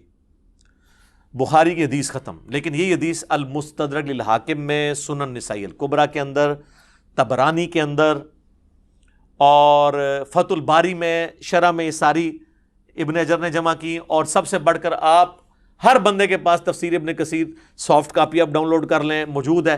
سورہ احقاف پارہ نمبر 26 آیت نمبر 17 کی تفسیر میں انہوں نے سارے طرق ایک جگہ جمع کر دیے، کوئی آپ کو ڈھونڈنے نہیں پڑنے. تو اب آپ فیلنگ دا بلینک سنیں. وہ جو ہے نا کہ مروان نے جو خطبہ دیا تو اس خطبے میں یہ بھی الفاظ تھے کہ ہمارا امیر المومنین اپنے بیٹے کو بنانا چاہتا ہے. تو ابو بکر نے بھی تو عمر کو بنایا ہی تھا نا. تو حضرت عمر کو ابو بکر کے بیٹے تھے. تو پھر ظاہر ہے کہ ابو بکر کے بیٹے کو تو غصہ آنا تھا نا کہ نام تو میرے باپ کا لے رہا ہے اور مثال کتنی غلط فٹ کر رہا ہے. تو وہ کھڑے ہو گئے. امام بخاری نے کہا کچھ کہا، باقی کتابوں میں پھر ان حدیث کی کتابوں میں آتا ہے، حاکم میں، سنن نسائی الکبریٰ میں، کہ انہوں نے کھڑے ہو کر کہا کہ سیدھا سیدھا کہا کہ تیرا امیر المومنین کیسر و کسرا، رومنز اور پرشین امپائر کے جو بادشاہ اور شہنشاہ تھے نا، وہ ملوکیت ان کے طریقے پہ چلنا چاہتا ہے، ابو بکر عمر کے طریقے پہ نہیں. ورنہ تو ابو بکر کا طریقہ یہی والا تھا تو پھر عبد الرحمن بن ابی بکر بیٹھا ہوتا نا خلافت کے اوپر، اور حضرت عمر کا طریقہ ہوتا تو عبداللہ بن عمر بیٹھا ہوتا رضی اللہ عنہم اجمعین وعلیہم السلام اجمعین. تو اس پہ ان کا پکڑو اس کو. اور پھر آگے آتا ہے کہ حضرت عائشہ نے حجرے سے کہا اسکت، خاموش ہو جا. اور وہ جو بخاری کے الفاظ ہیں کہ جی آل ابی بکر کے بارے میں تو سورہ نور کی آیات نازل ہوئی ہیں. آگے ان کتابوں میں ملتا ہے کہ حضرت پھر عائشہ کا غصہ نہیں ٹھنڈا، انہوں نے کہا ہاں تیرے بارے میں نبی علیہ السلام نے فرمایا تھا جب تو اپنے باپ کی پشت میں تھا کہ حکم پر لعنت، اس کی اولاد پر لعنت. تو اسی حکم کا بیٹا ہے نا مروان بن حکم، تو اسی لعنت کا ٹکڑا ہے اپنے باپ کی. تم باپ بیٹا پہ تو رسول اللہ نے لعنت کی ہوئی ہے. اور ان کو مدینہ بدر کر دیا تھا نبی علیہ السلام نے. حضرت عثمان کے رشتہ دار تھے، پورا زور لگایا، حضرت ابوبکر نہیں مانے، حضرت عمر نہیں مانے. پھر جب حضرت عثمان خلیفہ بنے تو انہوں نے حسن سلوک کی وجہ سے ان کو لے آئے، اور پھر یہی باپ بیٹا گاٹے فٹ ہو گئے. حضرت عثمان کی شہادت کا سبب یہی مروان بنا ہے. پھر حتیٰ کہ انہوں نے اپنی بیٹی کا رشتہ بھی کر دیا، اور اس پہ ترا وہ فدق بھی اس کے حوالے کر دیا. دیکھیں نا جی، وہ پھر ایشوز تو پھر آگے ملٹی پلائی ہوتے ہیں نا. بہرحال آج کی ڈیٹ میں سمجھتا ہوں سیدنا عثمان کی مظلومانہ شہادت ان کی اجتہادی خطاؤں کا کفارہ ہے. انشاءاللہ اللہ کے حضور وہ پاک صاف ہو کے اٹھے ہیں، کیونکہ ان کی نیکیاں ان کی اجتہادی غلطیوں پر بھاری ہیں. یہ اجتہادی غلطیاں میں لفظ استعمال کر رہا ہوں، کسی کو شاید یہ برا لگ رہا ہو کہ جی اجتہادی غلطی کیوں کہہ رہا ہے. اس لیے کہ اوورآل ان کا جو سٹانس ہے نا وہ ریلیجن کو سپورٹ کرنے والا ہے. اگر وہ نہ ہوتا تو میں اس کو پھر فاش غلطی کا لفظ بول دیتا, لیکن میں نہیں بولتا. تو اس حدیث کے اندر یہ لعنت کے الفاظ, بلکہ مسند ابی یعلا کے اندر اس کو سپورٹیو ایک حدیث ہے کہ حسن و حسین بیٹھے ہوئے تھے علیہم السلام, اور مروان مدینے کا حاکم خطبہ دے رہا تھا, اور اس نے اس میں کہا کہ اہل بیت تو ہے ہی لعنتی لوگ, نعوذ باللہ. تو حضرت حسین سے پھر صبر ہوتا تھا, تو انہوں نے کہا ہم تو لعنتی نہیں ہیں, ہماری شان میں تو قرآن میں آیات ہیں, البتہ تو اور تیرے باپ کے اوپر نبی علیہ السلام نے لعنت فرمائی تھی. تو یہ جو روایتیں ہیں نا, اس کو سپورٹیو کئی ایک روایتیں ہیں کہ یہ لعنتی لوگ تھے. لعنت عربی میں کہتے ہیں اللہ کی رحمت سے دور لوگ, یا اس کو آپ ہماری زبان میں کہتے ہیں منحوس لوگ, نحست پہ ہی جنا ہوتے. ٹھیک ہے, یہ آپ کو پتا چل گیا کہ یہ کہتے ہیں نا جی وہ یعنی بڑا مشورہ ہوا, یہ وہ جی اتنے صحابہ نے بیعت کر لی تھی, یہ کس طریقے سے یہ تحفہ مسلط ہوا ہے امت کے اوپر. کئی ایک ٹاپکس ہیں, میں اس کو پھر اب کنکلوژن کی طرف لے کے آتا ہوں. ایک کتاب ہے امام ابن ابی عاصم کی, پہلے 300 سال میں حدیث کی کتاب ہے کتاب الاوائل, جس میں انہوں نے وہ ساری حدیثیں جمع کی ہیں اور روایتیں, جس سے یہ پتہ چلتا ہے کہ دنیا میں پہلے کام کون کون سے ہوئے. مثلا وہ ترمذی کی روایت لے کے آئے ہیں, اس کے اندر اپنی سند سے, امام ترمذی کے تو وہ محتاج نہیں اس کے لیے کیونکہ ان کے زمانے کے ہیں, کہ سب سے پہلے اللہ نے قلم کو پیدا کیا. کتاب الاوائل وہ کتاب جس میں اول جو کام ہوئے ہیں وہ سارے جمع ہوئے. اسی میں وہ حدیث لے کے آیا کہ سب سے پہلے بیٹھ کے خطبہ دیا حضرت معاویہ رضی اللہ تعالیٰ عنہ نے. اچھا, اسی میں لے کے آئے کہ نبی علیہ السلام نے فرمایا میری امت کا پہلا شخص جو میری سنت کو بدل دے گا وہ بنو امیہ سے ہوگا. اب شیخ زبیر صاحب نے اپنی زندگی میں پورا زور لگایا کہ وہ اس حدیث کو فٹ کریں یزید بن معاویہ پہ, لیکن میں ان کے ساتھ ایگری نہیں کرتا تھا اس حوالے سے. شیخ البانی نے بہرحال اس کو جس پہ فٹ ہوتی تھی اسی پہ فٹ کیا. شیخ البانی نے یہ حدیث لی سلسلہ حدیث صحیحہ میں, اس کی وجہ سے یہ حدیث انٹرنیشنل ہو گئی. کتاب الاوائل کو تو چند لوگ جانتے ہیں, لیکن سلسلہ حدیث صحیحہ تو سارے لوگ جانتے ہیں. اس میں یہ حدیث شیخ البانی لے کے آئے, تو اس کے اندر پھر انہوں نے کمنٹس کیے کہ اس شخص سے مراد وہ شخص ہو سکتا ہے جس نے خلافت کے انتخاب کے طریقے کو بدل دیا اور اسے ملوکیت بنا دیا. تو وہ کون ہوا پھر؟ حضرت معاویہ رضی اللہ تعالیٰ عنہ. نام نہیں لکھا, لیکن انہوں نے اشارہ چھوڑ دیا کہ کس نے سنت کا طریقہ بدلا. اچھا, انہی چیزوں کو سپورٹیو پھر کئی ایک حدیثیں ہیں. صحیح بخاری میں حدیث ہے, سیدنا ابو ہریرہ کہتے ہیں کہ میں نے نبی صلی اللہ علیہ وآلہ وسلم سے 2 پیالے لیے, ایک تو میں نے تمہیں ظاہر کر دیا یعنی شریعت کا علم, دوسرا اگر میں تمہارے سامنے ذکر کروں تو میری شہرک کاٹ دی جائے. وہ صوفیاء کہتے ہیں وہ علم لدنی تھا. تو حضرت ابو ہریرہ تو کسی سلسلے میں نہیں آتے, کو بات وہ کریں کو فٹ بھی بیٹھتی ہو, پھر آپ کے تو تصوف کے سلسلے وہاں سے جانے چاہیے. وہ حضرت ابو ہریرہ نے خود بتا دیے کہ وہ کون سی چیزیں تھیں. ان کا تعلق دین کے افعال کے ساتھ نہیں تھا بلکہ شخصیات کے ساتھ تھا. جس طرح حذیفہ ابن یمان کو نبی صلی اللہ علیہ وآلہ وسلم نے صحیح بخاری میں آتا ہے کہ منافقین کے نام بتائے تھے.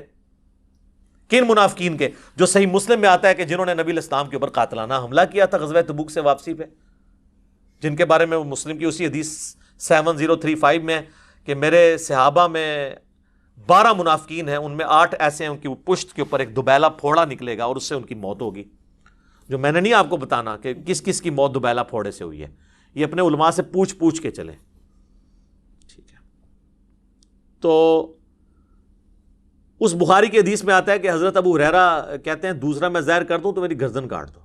اب اس کی ایکسپلینیشن صحیح بخاری کے اندر ہی موجود ہے.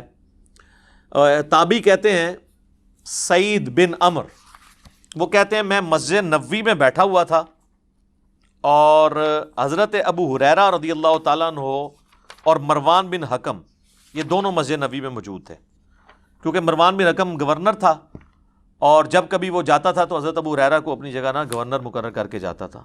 لیکن یہ نہیں ہے کہ حضرت ابو ہریرہ ان کے کوئی اعلی کار بنے تھے, وہ سچائی کرتے تھے. میرا پچھلے دنوں ایک کلپ ریکارڈ ہوا ہے انس بن مالک شیعہ, آپ دیکھ لیں, اس میں میں نے انس بن مالک اور ابو ہریرہ کا دفاع کیا ہے. تو وہ کہتا ہے کہ جی میں بیٹھا ہوا تھا, مروان بن حکم, حضرت ابو ہریرہ بھی. تو حضرت ابو ہریرہ نے کہا مجھے صادق اور مصدوق نے یہ فرمایا تھا, سچے نے اور جس کی تصدیق کی گئی, کہ میری امت کی ہلاکت خاندان قریش کے نوجوان لڑکوں کے ہاتھ میں ہوگی. اب وہ ڈائریکٹ تو نہیں کہہ سکتے تھے بنو امیہ یا بنو مروان، وہ تو مسند ابی یعلا کے اندر موجود ہے حدیث. حضرت ابو ہریرہ ہی روایت کر رہے ہیں کہ نبی علیہ السلام نے اپنی وفات سے چند دن پہلے خواب دیکھا کہ بنو حکم کے جو بندر ہیں وہ میرے ممبر کے اوپر کود رہے ہیں، اور پھر وفات تک حضور کو مسکراتے ہوئے نہیں دیکھا گیا. یعنی آپ اتنے دکھی ہوئے، آپ کو بتا دیا گیا تھا کہ آپ کے ممبر پہ یہ مسلط ہو جائیں گے.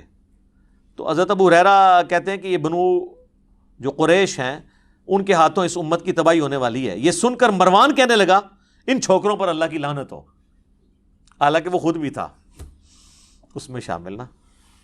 تو حضرت ابو ہریرہ نے فرمایا اگر میں چاہوں تو میں بنو فلاں اور بنو فلاں کا نام لے لے کر بتا سکتا ہوں کہ وہ کون ہے.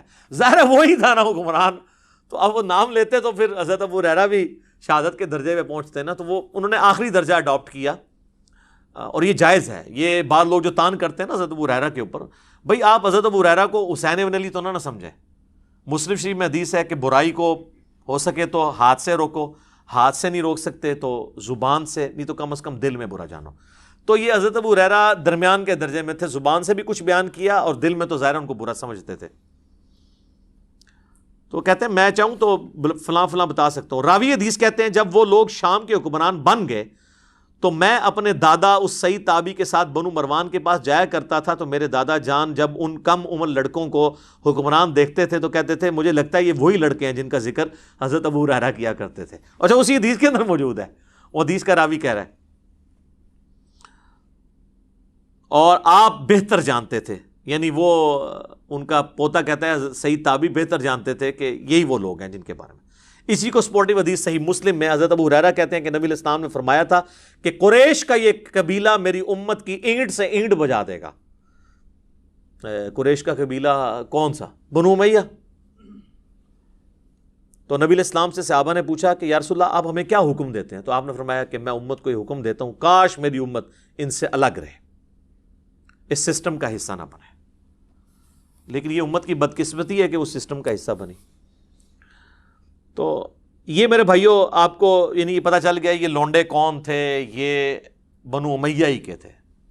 ایون یہ جو ابن حجر اسقلانی نے فتح الباری میں انہی احادیث کی شرح کے اندر لکھا ہے کہ ان لونڈوں میں پہلا لونڈا جو ہے وہ یزید ابن معاویہ ہے. اب میرے بھائیوں اس کو میں کنکلوڈ کرتا ہوں.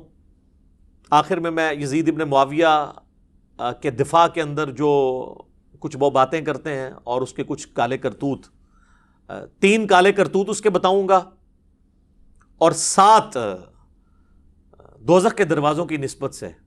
سورہ ہجر میں ہے نا کہ دوزخ کے دروازے 7 ہیں. 7 جھوٹے دفاع جو بڑے بڑے کیے جاتے ہیں نا یزید کے بارے میں، وہ میں مختصراً کور کروں گا. اگرچہ میں پہلے کر چکا ہوں. اچھا میں یہاں پہ آپ کو ضمناً بتا دوں، کربلا کو آپ نے سمجھنا ہے تو 20 گھنٹے کم از کم چاہیے، یا آپ ڈائریکٹ اس پمفلٹ کو آپ پڑھ لیں. میری 3 نشستیں ضرور دیکھیں. مجلس نمبر 28، مجلس نمبر 63 اور مجلس نمبر 80، یہ 3 مجالس آپ دیکھ لیں. اور چوتھا ایک لیکچر ہے جس میں 100 کوسچنز ہیں، علی الاحسن نقوی نے مجھ سے 1 to 1 کیے ہیں، 157 A اور B. تو یہ آپ کو سارے معاملات انشاءاللہ تعالیٰ کلیئر ہو جائیں گے. اور یہ نہ سمجھیے گا یہ کوئی آج کا موضوع ہے، یہ شروع سے ہمارے ائمہ ڈسکس کرتے رہے ہیں. المصنف ابن ابی شیبہ میں باقاعدہ آخری چیپٹر ہے جنگ جمل صفین اور نہروان کے اوپر، الگ سے چیپٹرز موجود ہیں. یہ کہتے ہیں نا سلف کا فہم دکھائیں کہ اس کو موضوع بنایا ہو. بھائی امام ابن ابی شیبہ جو بخاری مسلم کے استاد ہیں، اور مسلم میں 1500 حدیثیں ابن ابی شیبہ سے لی ہیں امام مسلم نے. انہوں نے چیپٹر باندھے ہیں جنگ جمل صفین اور نہروان کے اوپر، اور وہ چیپٹر ہم نے اپنی ویب سائٹ کے اوپر اپلوڈ کیا ہوا ہے ریسرچ پیپر نمبر 5C کے عنوان سے. وہ آپ دیکھ سکتے ہیں. 187 احادیث اور آثار اس میں جمع کیے ہیں. اور یزید کے اوپر تو چند بڑے محدثین میں سے محدث جن کی ابن تیمیہ بھی تعریف کرتے ہیں. اگر ابن تیمیہ کسی کو سنی مان رہا ہے تو اب سنیت کا سرٹیفکیٹ تو اور کسی سے لینے کی ضرورت نہیں ہے، اور امام مان رہا ہے ان کو. ابن کثیر بھی، امام زہبی بھی. وہ ہیں امام ابن جوزی، المتوفا 597 ہجری. یہ شیخ عبد القادر جیلانی المتوفا 561 ہجری کے شاگرد بھی ہیں ابن جوزی، اور یہ فوت ہوئے 597 میں. انہوں نے کتاب لکھی ہے الرد علی المتعصب العنید المانع من ذم یزید، یہ اس سرکش اور ضدی کا رد ہے جو یزید کی مذمت کرنے کو منع کرتا ہے۔ ان کے زمانے میں ایک ناصبی تھا عبد المغیث، تو اس کے رد میں ابن جوزی نے ایک کتاب لکھی، الحمدللہ اس کا اردو ترجمہ بھی ہو چکا ہے کئی سال پہلے ہماری ویب سائٹ کے اوپر بکس والے پورشن میں، ادر بکس میں آپ جائیں تو 9 نمبر پہ یہ بک ہے، ڈاؤن لوڈ کریں، 160 پیجز ہیں، اردو میں ترجمہ ہوا ہے، دیوبندیوں نے کیا ہے، شاہ نفیس اکیڈمی سے شائع ہوا ہے، اور وہ شاہ نفیس رحمہ اللہ تعالیٰ بڑے حسینی منہج کے تھے، جن کی ہم نے منقبت بھی ابو بکر عمر عثمان و علی کی شان میں پڑھوائی تھی، انہوں نے اس کا ترجمہ کروایا تھا۔ پی ڈی ایف آپ کو مل جائے گا، 160 صفحے ہیں، اس میں سے پہلے 80 صفحے تمہیدن ہیں، یزید کو پورے کا پورا انہوں نے احادیث کی کتابوں میں ننگا کیا ہے، اور اگلے جو 80 صفحے ہیں وہ کتاب کا ترجمہ ہے، اور یقین کریں وہ آپ پڑھیں، انہوں نے کوئی لحاظ نہیں کیا ابن جوزی نے، حتیٰ کہ انہوں نے حضرت معاویہ رضی اللہ تعالی عنہ کے پیچھے جو یزید کو چھپایا جاتا تھا انہوں نے اس کے اوپر بھی اپنا قلم نہیں روکا، اور انہوں نے بڑے سخت باتیں کی ہیں جو میں یہاں کرنے کی ضرورت نہیں سمجھتا۔ وہ لوگ کہتے تھے نا جی ان کے بارے میں ہادی اور مادی والی روایت ہے، حالانکہ وہ روایت ہی فٹ نہیں بیٹھتی، میرا یوٹیوب پہ کلپ بھی دیکھ لیں کہ حضرت معاویہ ہادی اور مادی تھے۔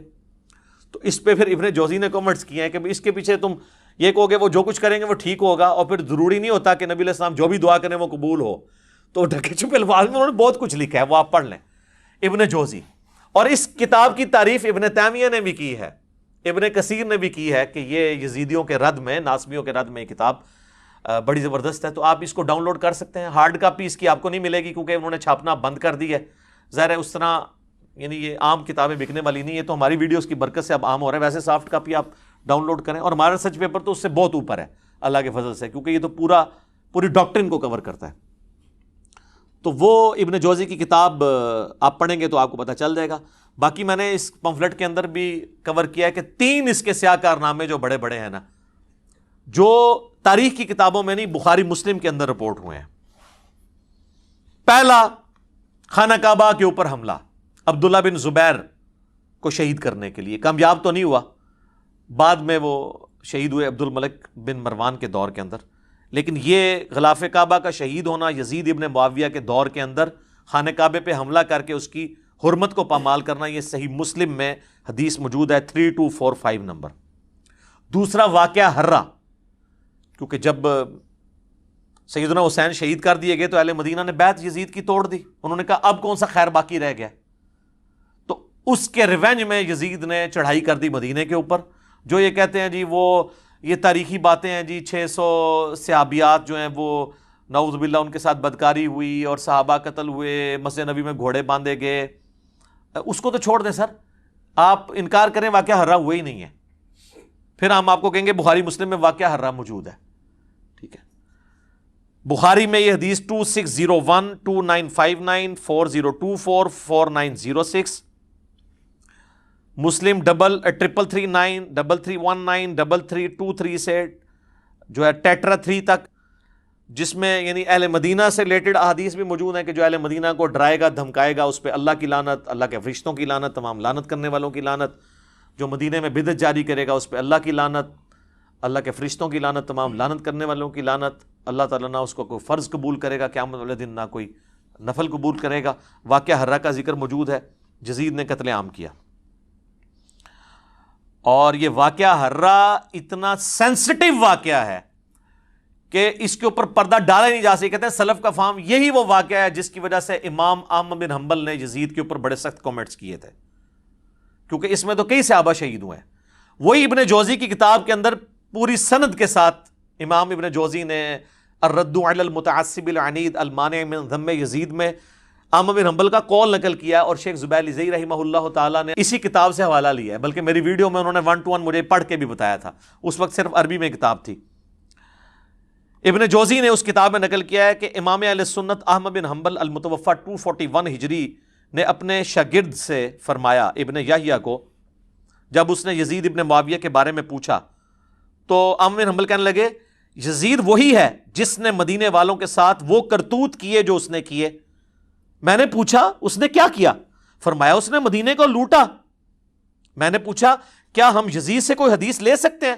فرمایا یزید سے حدیث مت بیان کرو، اور کسی کے لیے جائز نہیں کہ وہ یزید سے کوئی ایک حدیث بھی بیان کرے۔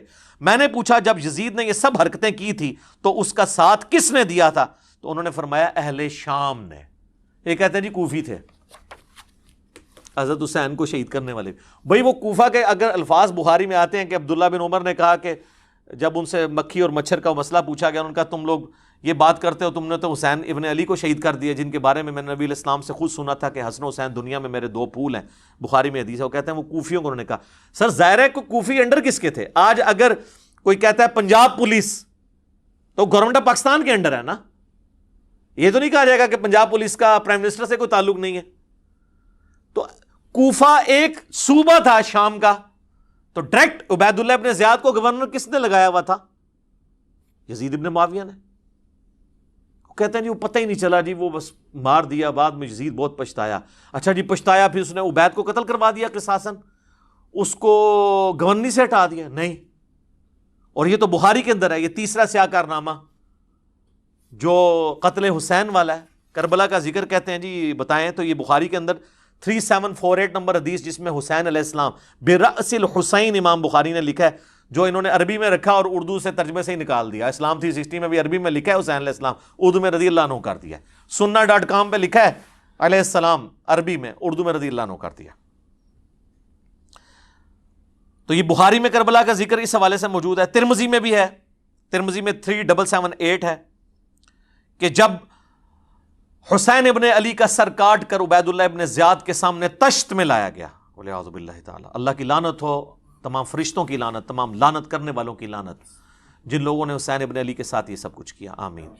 اور دیکھیں ہمارے وہ اہل حدیث حضرات یہ حدیث لکھ کے نیچے شرح کیا کر رہے ہیں، اس حدیث کے الفاظ سنیں کیا ہیں کہ جی جب سر کاٹ کے رکھا گیا تو وہ چھڑی سے کوریدنے لگا، تو انس ابن مالک وہاں تھے، انہوں نے کہا جب اس نے حسن میں کوئی بات کی تو انس ابن مالک نے کہا کہ حسین ابن علی سب سے زیادہ نبی علیہ السلام کے ہم شکل تھے، اور اس میں الفاظ ہیں کہ اس وقت حسین کی داڑھی اور سر کے بالوں میں وسما کی بوٹی سے رنگا ہوا تھا، کالے رنگ سے۔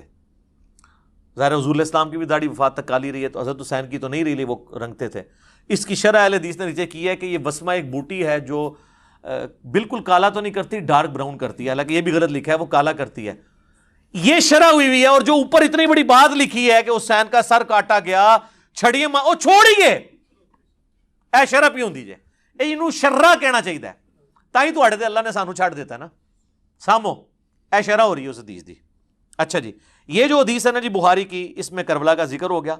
اسی طریقے سے بخاری میں اور مسلم میں ایک حدیث ہے کہ جب امام سجاد جو ہے، امام زین العابدین شام سے واپس آئے مدینہ شریف، تو مسور بن مخرمہ کہتے ہیں میں ان کی خدمت میں حاضر ہوا اور کہا کہ آپ کے پاس جو رسول اللہ کی تلوار ہے، جو نبی علیہ السلام کے بعد حضرت علی کے پاس آئی، پھر مولا حسن کے پاس، پھر حسین علیہ السلام کے پاس، کربلا میں حضرت حسین وہ تلوار پکڑے ہوئے تھے، تو یہ تلوار آپ مجھے دے دیں، مجھے شک ہے کہ یہ لوگ آپ سے چھین لیں گے۔ کون؟ بریلوی دیوبندی اہل حدیث شیعہ بنو امیہ، میں اپنی جان سے بڑھ کے اس کی حفاظت کروں گا، بل وہ امام زین العابدین نے ان کو نہیں دی ہے۔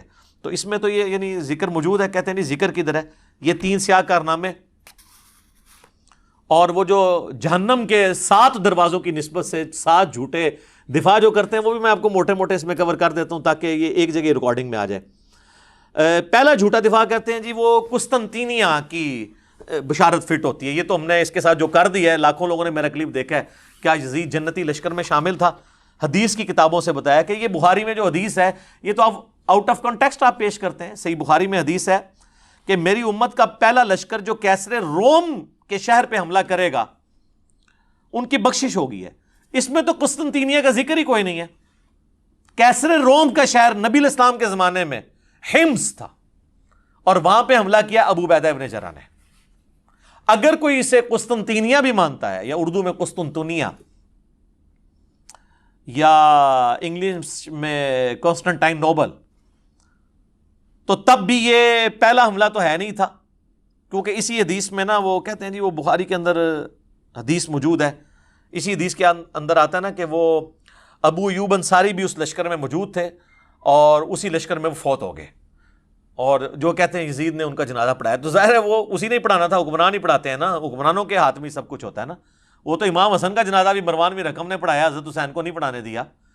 لیکن وہ حضرت حسین نے کمپرومائز کیا کہ اب یہ حکمران ہے, شریعت کو تو فالو کرنا ہے. تو وہ کہتے ہیں دیکھیں یزید اس لشکر کا امیر تھا. اس میں پہلے کا تو ذکر ہی نہیں ہے کہ یہ یزید جس لشکر میں تھا وہ پہلا لشکر ہے. وہ اب آپ سنیں, یہ بخاری سے جو حدیث پیش کرتے ہیں نا ابو ایوب انصاری والی, یہ 1186 ہے. ابو داؤد میں 2512 نمبر حدیث ہے. ابو عمران تابی کہتے ہیں جب ہم قسطنطینیہ پہ حملے کے لیے پہنچے تو اس وقت ہمارے لشکر کے امیر عبد الرحمن بن خالد بن ولید تھے. تو یہ یزید سے الگ کوئی اور لشکر ہے. اور اس میں سیدنا ابو ایوب انصاری نے ہمیں ایک آیت کی تفسیر سمجھائی, اور پھر وہ اللہ کی راہ میں مسلسل جہاد کرتے رہے حتیٰ کہ آخر میں قسطنطینیہ میں دفن ہوئے. تو قسطنطینیہ پہ جو پہلا حملہ ہوا, اگر یہ 2 حملے بھی مانے جائیں, ویسے اس سے بھی پہلے ایک حملہ ہوا ہے, پھر بھی اگر یہ حملہ بھی پہلے مانا جائے تو حضرت خالد بن ولید کے بیٹے نے حملہ کیا ہے, کیونکہ اس میں ابو ایوب انصاری زندہ ہیں. اور بخاری میں جس حملے کا ذکر ہے جس میں یزید ابن معاویہ تھا, اس میں ابو ایوب انصاری 54 ہجری میں فوت ہوئے ہیں. وہ آخری حملہ تھا. ویسے اس کے بعد بھی حملے ہوئے ہیں, وہ تو پھر ہوتے رہے ہیں, حتیٰ کہ جا کے یہ سلطان محمد فاتح نے آ کے فتح کیا ہے, جو آپ ارطغرل دیکھ رہے ہیں آج کل. یہ 7واں سلطان ہے, اسی کی ارطغرل کی اولاد میں سے. یہ تو جا کے پھر 8ویں 9ویں صدی ہجری کے اندر آ کے فتح ہوا ہے. تو بہرحال بشارت حملہ کرنے والے کے لیے تھی.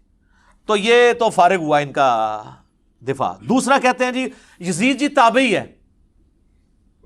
اس پہ میں وہ الیاس گھمن صاحب والا جواب دوں گا, انہوں نے بڑا پیارا جواب دیا. انہوں نے کہا تابعی کہتے ہیں اتباع کرنے والے کو, صحابی صرف صحبت سے ہو جاتا ہے, لیکن تابعی کسی صحابی کی صحبت سے نہیں ہوتا جب تک وہ صحابہ کا پیروکار نہ ہو.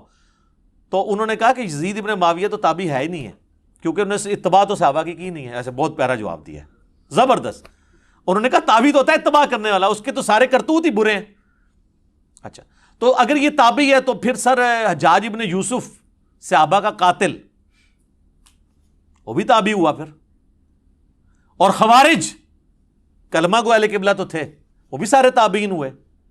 یہ سب فراڈ ہے. اس طریقے سے نہیں ہوتا کہ آپ چیزیں بنانا شروع کر دیں. اور اسی میں وہ حدیث بھی لیتے ہیں ترمذی سے کہ نبی علیہ السلام فرمایا جس نے مجھے دیکھا اسے آگ نہیں چھوئے گی, جس نے اس کو دیکھا اسے آگ نہیں چھوئے گی, جس نے اس کو دیکھا. وہ کہتے ہیں دیکھیں صحابہ تابعین تبع تابعین تک یہ چیز جاتی ہے تو سارے بخشے ہوئے. تو سر جتنے بڑے بڑے کذاب قسم کے احادیث میں راوی ہیں نا, زیادہ تر وہ قانوناً تابعین کے اندر موجود ہیں. خوارج بھی اس کے اندر آ جائیں گے تو ساروں کو بشارت ہوگی. پھر وہ کہیں گے نہیں. اب حجاج ابن یوسف کا تو دفاع کر نہیں سکتے کہ مسلم شریف میں حدیث ہے کہ بنو ثقیف کے اندر ایک ظالم اور ایک کذاب پیدا ہوگا, اور اسما بنت ابی بکر کہتی ہیں کہ ظالم حجاج تو ہے. تو جب حجاج کو اسما بنت ابی بکر کہہ رہی ہیں تو ان کو آگے سے حجاج کو کہنا چاہیے تھا نہیں میں تو تابعی ہوں, میرے پہ تو آگ حرام ہے. اسما یہ آپ کیا باتیں کر رہی ہیں, آپ دیکھیں آپ صحابی ہیں, میں نے آپ کو دیکھ لیا, میں ابھی تابعی ہو گئی ہوں, آگ ختم ہو گئی. وہ ایڈی گل حجاج نو بھی سمجھ سی جی ناسبیر نہیں سمجھ کہ ایویں نہیں کوئی ہو جاتا تابعی تے ویکھ لیا. اچھا جی, تیسرا وہ کہتے ہیں جی حضرت علی کا جو بیٹا ہے محمد بن حنفیہ, جو حنفیہ نامی ایک عورت جس سے شادی کی تھی حضرت علی نے سیدہ فاطمہ کی وفات کے بعد, ان سے پیدا, وہ کہتے ہیں وہ تو بڑی تعریف کرتا تھا یزید ابن معاویہ کی. اچھا جی کدھر لکھا ہے کس حدیث میں؟ نہیں ان کی باتیں حدیثوں میں, وہ کہتے ہیں وہ ابن کثیر میں جسے عربی میں البدایہ والنہایہ کہتے ہیں اس میں موجود ہے. ہاں جی دکھائیں, دکھا نہیں آپ کو سکتے, وہ اس قابل ہی نہیں دکھائیں, کیونکہ اس میں محمد بن حنفیہ کے پاس عبداللہ بن مطیع صحابی آتے ہیں. محمد بن حنفیہ تابعی ہے, عبداللہ ابن مطیع صحابی وہ ہے جسے گھٹی حضور نے خود دی ہوئی ہے, جونیئر صحابہ میں سے صلی اللہ علیہ وآلہ وسلم رضی اللہ تعالیٰ عنہ. اور وہ کہتے ہیں محمد بن حنفیہ سے کہ آپ کیوں چپ کر کے بیٹھ گئے ہیں, آپ کا بھائی حسین قتل ہو گیا ہے اس یزید کی وجہ سے, تو آپ اس کے خلاف کھڑے ہوں, قیام کریں. تو محمد بن حنفیہ کہتے ہیں کہ بھائی, اور عبداللہ ابن مطیع کہتے ہیں کہ اس کے کرتوت تو ایسے ہیں کہ آسمان سے پتھر برس پڑے جو اس کے کرتوت ہیں برے. کہتے ہیں جی وہ شرابی, اور اس میں شرابی کے الفاظ بھی ہیں اور باقی الفاظ بھی. وہ کہتے ہیں جی کہاں لکھا ہوا ہے؟ تو وہ محمد بن حنفیہ کہتے ہیں کہ نہیں بھائی, میں نے تو جتنے دن میں اس کے پاس رہا ہوں میں نے تو اس کے اندر کوئی چیز نہیں ایسی دیکھی, میں نے تو اسے نماز کا پابند اور سنت کا عامل پایا ہے. جن کے آباء و اجداد سنت کو توڑنے والے ہیں ان کا وہ کہتے ہیں سنت کا عامل پایا ہے. تو وہ کہتے ہیں دیکھیں محمد بن حنفیہ نے توثیق کر دی اس کو. ویسے میں نے ایلبریٹ کیا ہے. پھر وہ باقیوں نے کہا حضرت جتنے دن آپ وہاں رہے ہیں نا اتنے دن آپ نے اس کو ایسا پایا، یعنی اتنے دن وہ پگڑی بن کے نماز پڑھتا رہا رفع دین نال. پہلے تو نہ رفع دین کرتا سی، ننگے سر ہی پڑھتا سی نماز، یعنی وہ لبادے اڑے ہوئے ہوتے ہیں نا انہوں نے. تو یہ تو جتنے دن آپ رہے ہیں اتنے دن اس نے سر ڈھانپ کے نماز پڑھی ہے. تو عبداللہ بن مطیع صحابی ہے اور مومن انفیہ تابعی ہے. جب صحابی اور تابعی کا قول ٹکرائے تو کس کی بات مانی جائے گی؟ صحابی کی. تو مومن انفیہ کا تو قول فارغ ہو جاتا ہے پھر. اسی لیے شیخ زبیر علیزئی صاحب نے اپنے رسالے کے اندر یہ لکھا، انہوں نے کہا کہ اگر تم اس روایت کو صحیح مانو گے نا، پھر تو یہ بات ماننی پڑے گی کہ وہ زانی شرابی تھا، کیونکہ ہم تو صحابی کے پیچھے چلیں گے، تابعی کے پیچھے نہیں چلیں گے. تو یہ روایت بھی ان کے گھاٹے خود بخود فٹ ہو جاتی ہے. چوتھی جو ایک چیز ہے دفاع والی، وہ کہتے ہیں صحابہ کرام نے بیعت کر لی تھی. وہ میں آپ کو پہلے ہی کتنا بتا چکا ہوں کہ صحیح بخاری 4827 تلوار کی زور پہ بیعت ہوئی ہے، اور صحیح بخاری 6830 نمبر حدیث میں حضرت عمر نے کہا تھا کہ جس کی زبردستی بیعت لی جائے گی اس کا انجام قتل و غارت ہوگا. یہ تو ٹاپک میں ڈسکس کر چکا ہوں. اب کوئی نہیں کہے گا جی وہ کہتے ہیں جی عبداللہ بن عمر نے بیعت کی ہوئی تھی جی. تو وہ عبداللہ بن عمر نے شرائط کے ساتھ بیعت کی تھی. اور مجھے بتائیں، وہ کہتے ہیں جی بخاری مسلم میں آتے ہیں عبداللہ بن عمر نہ جا کے نا مدینہ شریف میں لوگوں سے کہتے تھے کہ بیعت نہ توڑو یزید کی. اچھا، وہ جن لوگوں سے جا کے کہہ رہے تھے وہ بریلوی دیوبندی اہل حدیث تھے، شیعہ تھے، یا صحابہ اور تابعین تھے؟ تو ان صحابہ اور تابعین کی قول کی کوئی قدر نہیں ہے. ہم سمجھتے ہیں کہ اس میں عبداللہ بن عمر کا قول شاذ ہے، اکثریت کا وہی موقف تھا. اور پھر عبداللہ بن زبیر جو ڈٹے رہے آخری وقت تک، وہ صحابی نہیں ہے.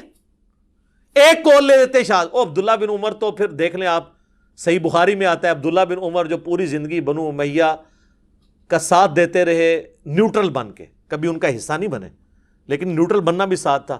آخری عمر میں تو وہ پچھتاتے تھے. صحیح بخاری میں آتا ہے ان کو تو قتل ہی حجاج بن یوسف نے کروایا، ان کے پاؤں میں نیزہ مروا کے. اور المستدرک للحاکم کے اندر آتا ہے کہ عبداللہ بن عمر کہتے تھے مجھے پوری زندگی نہ میں نے کبھی نماز چھوڑی نہ کبھی روزہ، مجھے پوری زندگی کسی نیک عمل کے چھوٹنے کا کوئی غم نہیں ہے، جو مجھے یہ غم ہے کہ میں نے مولا علی کے ساتھ مل کر باغیوں کے خلاف قتال کیوں نہیں کیا. تو آخری عمر میں جو عبداللہ بن عمر کو بات سمجھ آئی نا، وہ حضرت علی کے ساتھیوں کو ان کی زندگی میں سمجھ آ گئی، کچھ کو واقعہ ہرا کے بعد سمجھ آئی، اور حضرت عبداللہ بن عمر کو آخری عمر میں سمجھ آئی جا کے. بہرحال حضرت عبداللہ بن عمر کا رجوع اس میں مل گیا، لہٰذا ان کے پیچھے کوئی نہ چھپے گا جی وہ بیعت سے روکتے تھے. جب ان کو ہاتھ لگے تو ان کو پتہ چل گیا کہ یار میں تو ان کے ساتھ چلتا رہوں، میرے ساتھ بھی انہوں نے ہاتھ کر دیے. پانچواں وہ کہتے ہیں جی کوفیوں نے مارا ہے جی، اہل شام نے نہیں مارا، وہ تو شام کی طرف جا رہے تھے جی. تو میں نے بتایا بھائی کوفیوں نے ہی مارا ہے، ظاہر ہے کوفے میں عبید اللہ ابن زیاد گورنر کوفہ جو ہے یزید کے ہی لگایا تھا. آج اگر وہ کہتا ہے پنجاب پولیس نے کیا تو اس کا یہ مطلب نہیں کہ پرائم منسٹر سے کوئی تعلق نہیں ہے، وہ انہی کے انڈر ہے، لہٰذا یہ بھی پلی غلط ہے. اس میں پہلے بھی ڈسکس کر چکا. چھٹا وہ کہتے ہیں کہ جی وہ دیکھیں جی 3 شرطیں رکھ دی تھی جی حضرت حسین علیہ السلام نے، وہ تو تیار تھے. انہوں نے کہا کہ مجھے یزید کے پاس جانے دو، میں ہاتھ میں ہاتھ رکھ کے بیعت کر لیتا ہوں. سبحان اللہ. اور سر یہ ہو جاتا تو عبید اللہ ابن زیاد نے لوڈیاں ڈالنی تھیں اور اس نے کہنا تھا حضرت آپ کے ابا جان حضرت معاویہ رضی اللہ تعالیٰ عنہ پوری کوشش کر کے 4 سال جو کام نہیں کروا سکے کہ حسین سے بیعت لیں آپ کے لیے، میں نے دیکھے کتنا کارنامہ کر دیا. تو یزید ابن معاویہ نے اسے اور نوازنا تھا کہ یار تو واقعی بڑا سمجھدار قسم کا میرا گورنر نکلا ہے. وہ کہانی وہ بنائیں جو فٹ ہوتی ہو، یا مجھے شام جانے دو، یا واپس مدینے جانے دو، یا مسلمانوں کی کسی سرحد پہ بھیج دو میں جا کے قتال کروں. وہ تو جی بس کینسل، ان کو پتہ چل گیا تھا کہ یہ کوفیوں نے ہمارے ساتھ دھوکہ کیا اور یہ وہ کیا. اچھا جی، یہ سٹوری بالکل فٹ نہیں بیٹھتی. اور یہ جس کتاب سے لے کے آتے ہیں نا، انصاب الاشراف وہ کتاب ہے امام بلازری کی، پہلے 300 سال میں مسلمانوں کے ایک بڑے ائمہ میں سے. انصاب الاشراف یعنی وہ کتاب جس میں بڑے بڑے جو اشرافیہ ہیں، بڑے بڑے خاندانوں کے جو لوگ ہیں ان کے فضائل بیان ہوئے ہیں. یعنی اس میں بنو ہاشم کے بھی، بنو امیہ، بنو عباس کے، اور جس میں بایوگرافی بھی لکھی ہے صحابہ اور تابعین کی. اس میں سے وہ لے کے آتے ہیں، کہتے ہیں جی اس کے اندر یہ موجود ہے. اور شیخ زبیر صاحب نے بھی فضائل صحابہ اپنی کتاب میں نا یہ لکھ دیا، لیکن انہوں نے انصاف یہ کیا کہ انہوں نے کہا کہ اس کی سند حلال بن یصاف تک تو ثابت ہے، لیکن حلال بن یصاف کا واقعہ کربلا میں ہونا بھی ثابت ہونا چاہیے نا. تو پھر مرنے سے پہلے انہوں نے اس کتاب سے ہی رجوع کر لیا. شیخ زبیر صاحب نے آخر میں اعلی حدیث رسالے میں لکھ دیا کہ انصاب الاشراف جو کتاب ہے یہ اپنے مصنف سے ثابت ہی نہیں ہے. ویسے زیادہ میجارٹی کا یہی موقف ہے کہ اپنے مصنف سے ثابت ہے. لیکن زبیر لجئی صاحب گھبرا گئے تھے. وہ مجھے کہتے تھے کہ اگر یہ انصاب الاشراف کو انہوں نے صحیح مان لیا نا تو پھر حضرت معاویہ کا کیا بنے گا, حضرت ابو سفیان کا کیا بنے گا, کیونکہ اسی انصاب الاشراف میں بالکل صحیح سند کے ساتھ ایک چیز موجود ہے جو باقی اہل سنت کی کتابوں میں کوڈ ورڈز میں ہے. مسند البزار میں بھی ہے اور مجموع الزوائد میں بھی ہے. امام حیثمی جو ابن حجر اسقلانی کے استاد ہیں انہوں نے بھی لیا کہ نبی علیہ السلام کے سامنے سے ایک اونٹ گزر رہا تھا. آپ نے فرمایا کہ اونٹ پہ بیٹھے ہوئے پہ بھی اللہ کی لعنت, اس کی مہار پکڑنے والے پہ بھی اللہ کی لعنت, اس کو ہانکنے والے پہ بھی اللہ کی لعنت. یہ حدیث ختم. اس حدیث سے کون سی خدمت ہوئی ہے پتہ ہی نہیں کہ کون ہوا, کیا ہوا, کس وجہ سے لعنت ہوئی. مسند البزار اور مجموع الزوائد میں یہ دوری روایت ہے. لیکن انصاب الاشراف میں ان 3 بندوں کے نام ہیں, وہ میں کوڈ ورڈز میں آپ کو بتا دیتا ہوں. اونٹ کے اوپر امیر شام کے والد محترم بیٹھے ہوئے تھے. اونٹ کی مہار امیر شام کے ہاتھ میں تھی. امیر شام میں یزید کو نہیں کہہ رہا, ان کے والد کو کہہ رہا ہوں. اور ہانکنے والے امیر شام کے بھائی تھے. جو مسند البزار اور مجموع الزوائد میں لکھا ہے کہ اونٹ بیٹھے ہوئے پہ بھی لعنت, ہانکنے والے پہ بھی لعنت, مہار والے پہ بھی لعنت. تو شیخ زبیر صاحب کہتے تھے پھر اس روایت کو بھی صحیح ماننے, تو انہوں نے کہا حضرت معاویہ کو بچانے کا, ابو سفیان کو بچانے کا رضی اللہ عنہما طریقہ یہ ہے کہ اس کتاب سے اعلان برات کر. اب اس میں اور بھی بہت ساری روایتیں ہیں, ٹھیک ہے. یزید کے آباء و اجداد کے تابوت آگ میں ہیں, وہ ہم نہیں بیان کرتے آپ سے, ٹھیک ہے. اور بھی کافی ساری چیزیں. تو اس کتاب سے انہوں نے جان چھڑا لی کہ چھوڑو ہے. تو لہٰذا آندہ کو 3 شرائط والی بتایا نا, ان کو 3 شرائط والی کتاب مننی ہے اور اس طریقے نال ادھوری سند نہ مننی ہے نے. تو مصنف ابن ابی شیبہ میں جو روایت ہے کہ حضرت عمر نے نعوذ باللہ دھمکی لگائی حضرت فاطمہ کو کہ میں تیرے گھر کو آگ لگا دوں, تو وہ ہم کیا کہتے ہیں کہ وہ زید بن اسلم جو ہے وہ حضرت عمر کا غلام جو ہے وہ اس وقت موجود ہی نہیں تھا وہاں پر جب یہ واقعہ ہوا تھا. وہ تو حضرت عمر کی غلامی میں بعد میں آئی. یہ سند منقطع ہے. تو اگر منقطع روایتوں کو حلال بن انصاف کو ماننا ہے تو پھر آپ یہ بھی چیزیں ماننا شروع کر دیں. تو یہ ان کا ایک تھا. اور آخری دفاع ان کا پتہ کیا ہوتا ہے, وہ چھوڑو جی یہ باتیں نہیں کرنی چاہیے. پہلے مقابلہ کرتے رہتے ہیں, جب بالکل ان کو سمجھ آتی ہے نا او یہ کیا ہو گیا, تو پھر وہ آنکھیں بند کر لیتے ہیں, جی یہ باتیں کرنی نہیں چاہیے. تو یہ جو اتنی دیر سے آپ ہمارے ساتھ بحثیں کر رہے تھے, یہ کیوں کر رہے تھے؟ یہ آج پوری دنیا میں جو باتیں شروع ہوئی ہیں میں نے کروائی ہیں. میں نے اشرف جلالی کو کہا ہے کہ وہ بکواس کرے, میں نے آصف الوی کو کہا ہے کہ وہ بکواس کرے, اور اب پورے ملک کے اندر جو ایک آگ لگی ہوئی ہے یہ میں نے تو نہیں کروائی ہے. تو وہ کہ جی قیامت والے دن پوچھا نہیں جائے گا. تو قیامت والے دن تو سر پوچھا جائے گا. المستدرک للحاکم میں حدیث ہے کہ اگر کوئی شخص مقام ابراہیم اور حجر اسود کے درمیان, وہ جو دروازہ بھی اسی پورشن میں آتا ہے, پوری زندگی نمازیں پڑھتا رہے اور روزے رکھتا رہے, پھر بھی اللہ سے اس حال میں ملے مرنے کے بعد کہ اس کے دل میں ہم اہل بیت کا بغض ہوا, تو اللہ تعالیٰ اسے ضرور دوزخ میں داخل کرے گا. کہتے ہیں جی پوچھا نہیں جائے گا. صحیح مسلم میں حدیث کیا نہیں ہے 240, علی سے محبت نہیں رکھے گا مگر مؤمن, علی سے بغض نہیں رکھے گا مگر منافق. پوچھا نہیں جائے گا. کیا فضائل صحابہ احمد بن حنبل کی کتاب میں حدیث نہیں ہے کہ میری وجہ سے 2 فرقے جہنم میں جائیں گے اور میری وجہ سے 2 فرقے گمراہ ہوں گے, ایک میری محبت میں غلوف کر کے اور ایک میری دشمنی میں غلوف کر کے؟ پوچھا نہیں جائے گا. وہ جی قرآن میں لکھا ہے تلک امۃ قد خلت لہا ما کسبت ولکم ما کسبتم, سورۃ البقرہ پارہ نمبر 1 کی آخری آیت. وہ آدھی پیش کرتے ہیں, اور وہ تو کہا جا رہا ہے یہودی کہتے تھے ہمیں حضرت ابراہیم کی نسبت حاصل ہے, حضرت ابراہیم کی نسبت سے اللہ تعالیٰ ہمیں چھوڑ دے گا. تو اللہ نے فرمایا کہ ابراہیم اور ان کے ساتھی اپنے نیک اعمال اپنے ساتھ لے گئے. تم سے نہیں پوچھا جائے گا کہ انہوں نے کون سے نیک اعمال کیے, تم سے تمہارے اعمال کے بارے میں پوچھا جائے گا. برے اعمال کا تو ذکر ہی نہیں ہے, ورنہ الفاظ ہوتے علیہا مکتسبت وعلیکم, وہ لہا ما کسبت ولکم ما کسبتم.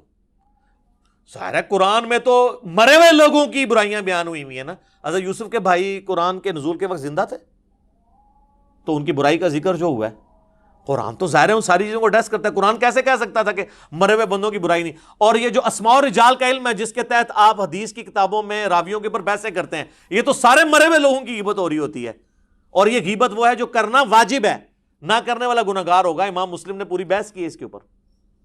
تو یہ آخری بہانہ ہے, یہ بھی ان کا بہانہ ختم ہوا ہے, اور خود ساری بحثیں کرتے ہیں. ہمیں کہتے ہیں جی وہ کہ قیامت میں پوچھا جائے گا. تو بھائی پوچھا جائے گا جب ہمارا دوزخ ہمارا دین، ہمارا ایمان ان چیزوں کے ساتھ جڑا ہوا ہے. اور سٹارٹ میں نے غدیر خم، نبی علیہ السلام 3 دفعہ فرما رہے ہیں میں صحیح مسلم میں 4 حدیث ہیں تمہیں اہل بیت کے معاملے میں اللہ کا خوف دلاتا ہوں. تو جب حضور کسی بات سے ڈرا کے جائیں اس کے بارے میں پوچھا نہیں جائے گا؟ آپ اس وقت کہتے ہیں یا رسول اللہ کیوں خوف دلا رہے ہیں، کیڑا پوچھا جانا ہے؟ لگ پتہ جانا ہے تو انشاءاللہ تعالی.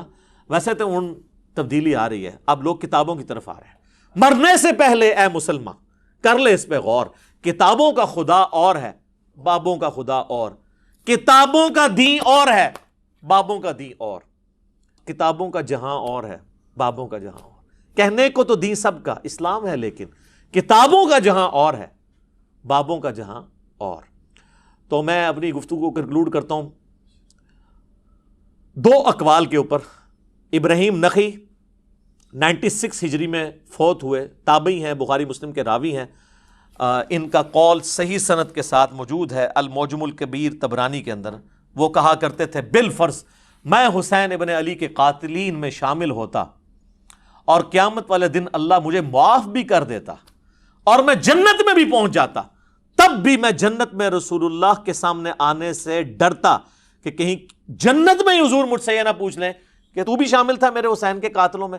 حالانکہ جنت میں پہنچنے کے بعد تو کسی کو ڈر نہیں ہونا چاہیے، جنت سے نکالا نہیں جائے گا. لیکن جو غیرت مند ہوتے ہیں نا ان کو ڈر ہوتا ہے، بے غیرتوں کو نہیں ہوتا. اور بے غیرتوں نے جنت میں جانا بھی نہیں ہوتا. جن کو جنت میں جانے کی ٹینشن ہے نا انہی کو ڈر ہے کہ وہاں پہ حضور ہم سے نہ پوچھ لیں.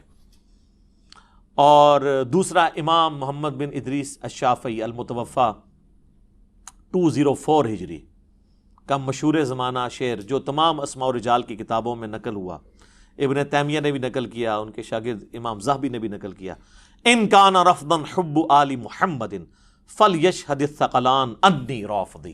بالفرض اگر اہل بیت کی محبت کا نام رافضی ہونا ہے تو تمام جن و انس اس پر گواہ ہو جاؤ کہ میں رافضی ہوں. اس پہ میں نے پھر اسے کمپلیٹ کیا ہے کہ بالفرض اگر رسول اللہ کی محبت کا نام بریلوی ہونا ہے، اگر غلوف کے درجے میں نہ ہو تو میں بریلوی ہوں.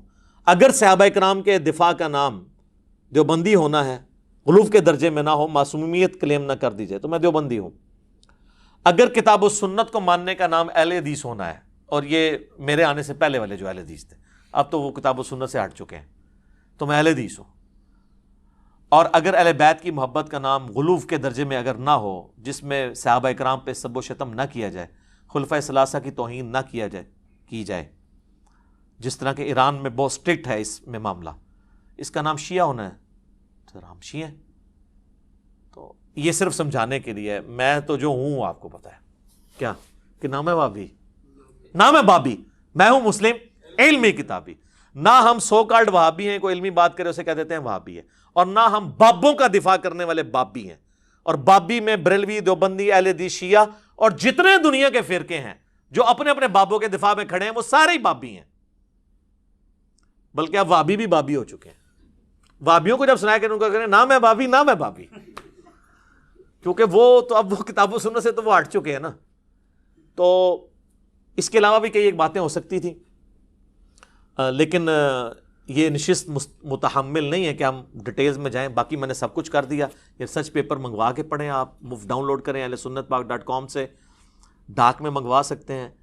صبح 9 سے شام 5 بجے تک ہمارے اکیڈمی کے نمبر پہ رابطہ کریں 032159000162. بیچ میں نمازوں کا وقفہ، کھانے کا وقفہ آ سکتا ہے، رابطہ کرتے رہیں. کال کریں گے، ٹیکسٹ میسج بھیجنا ہوگا، واٹس ایپ کو انٹرٹین نہیں کیا جائے گا اللہ یہ کہ کبھی کال آ جائے اس پہ. تو میسج واٹس ایپ پہ نہیں بھیجنا. تو یہ ریسرچ پیپر مفت آپ کے گھر میں 12 کا پیکیج، اس کے ساتھ مزید اور ریسرچ پیپر ہیں. ٹوٹل 12 کا پیکیج، 3 اذکار کارڈ اور 9 ریسرچ پیپر بالکل مفت آپ کے گھر آئے گا. صرف TCS کے 300 روپیز آپ نے دینے ہیں. تو انشاءاللہ تعالیٰ آپ کو یہ سارے حقائق پتہ چل جائیں گے، اور آپ کو پتہ چل جائے گا کہ یہ بنو امیہ نے اس امت کے ساتھ کیا کیا ہے. اور یقین جانے کہ یہ اگر ایشو اس وقت گرم نہ ہوتا تو میں نے کبھی بھی یزید کے معاملے میں بات کرنی نہیں تھی. میں یہ سمجھتا ہوں کہ یزید کے معاملے کو اٹھانا ہمارے سنیت کے مقدمے کو کمزور کرتا ہے. اصل مسئلہ یزید سے پہلے بگڑ چکا تھا. وہ لوگ پھر سامنے نہیں آتے ہیں، یعنی بنو امیہ، اور وہ یزید کے پیچھے چھپنے کی کوشش کرتے ہیں. یزید کی تو کوئی اوقات ہی نہیں ہے سر. اس لیے اب آپ دیکھ رہے ہیں کہ وہ کہتے ہیں یار یزید کو اب جو مرضی کہہ لو، ٹھیک ہے. بلکہ اب تو اہل حدیث کے اندر بھی 2 پارٹیاں پیدا ہو گئی ہیں. ٹھیک ہے. تو بہرحال ہم نے کوشش کی ہے کہ ہم کتابی باتیں آپ سے کریں، حکمرانوں کی لکھائی ہوئی تاریخ نہیں بلکہ محدثین کی محنت سے جمع کی ہوئی صحیح الاسناد احادیث. اس میں جو حق بات میں نے کہی اللہ تعالیٰ ہمارے دلوں میں راسخ فرمائے، اور اگر کوئی غلط بات میرے منہ سے نکل گئی تو اللہ تعالیٰ ہمارے دلوں سے اسے دھو دے، ہمیں معاف بھی فرما دے، ہمیں کتاب و سنت کی تعلیمات پر عمل کر کے دوسرے بھائیوں تک پہنچانے کی توفیق عطا فرمائے.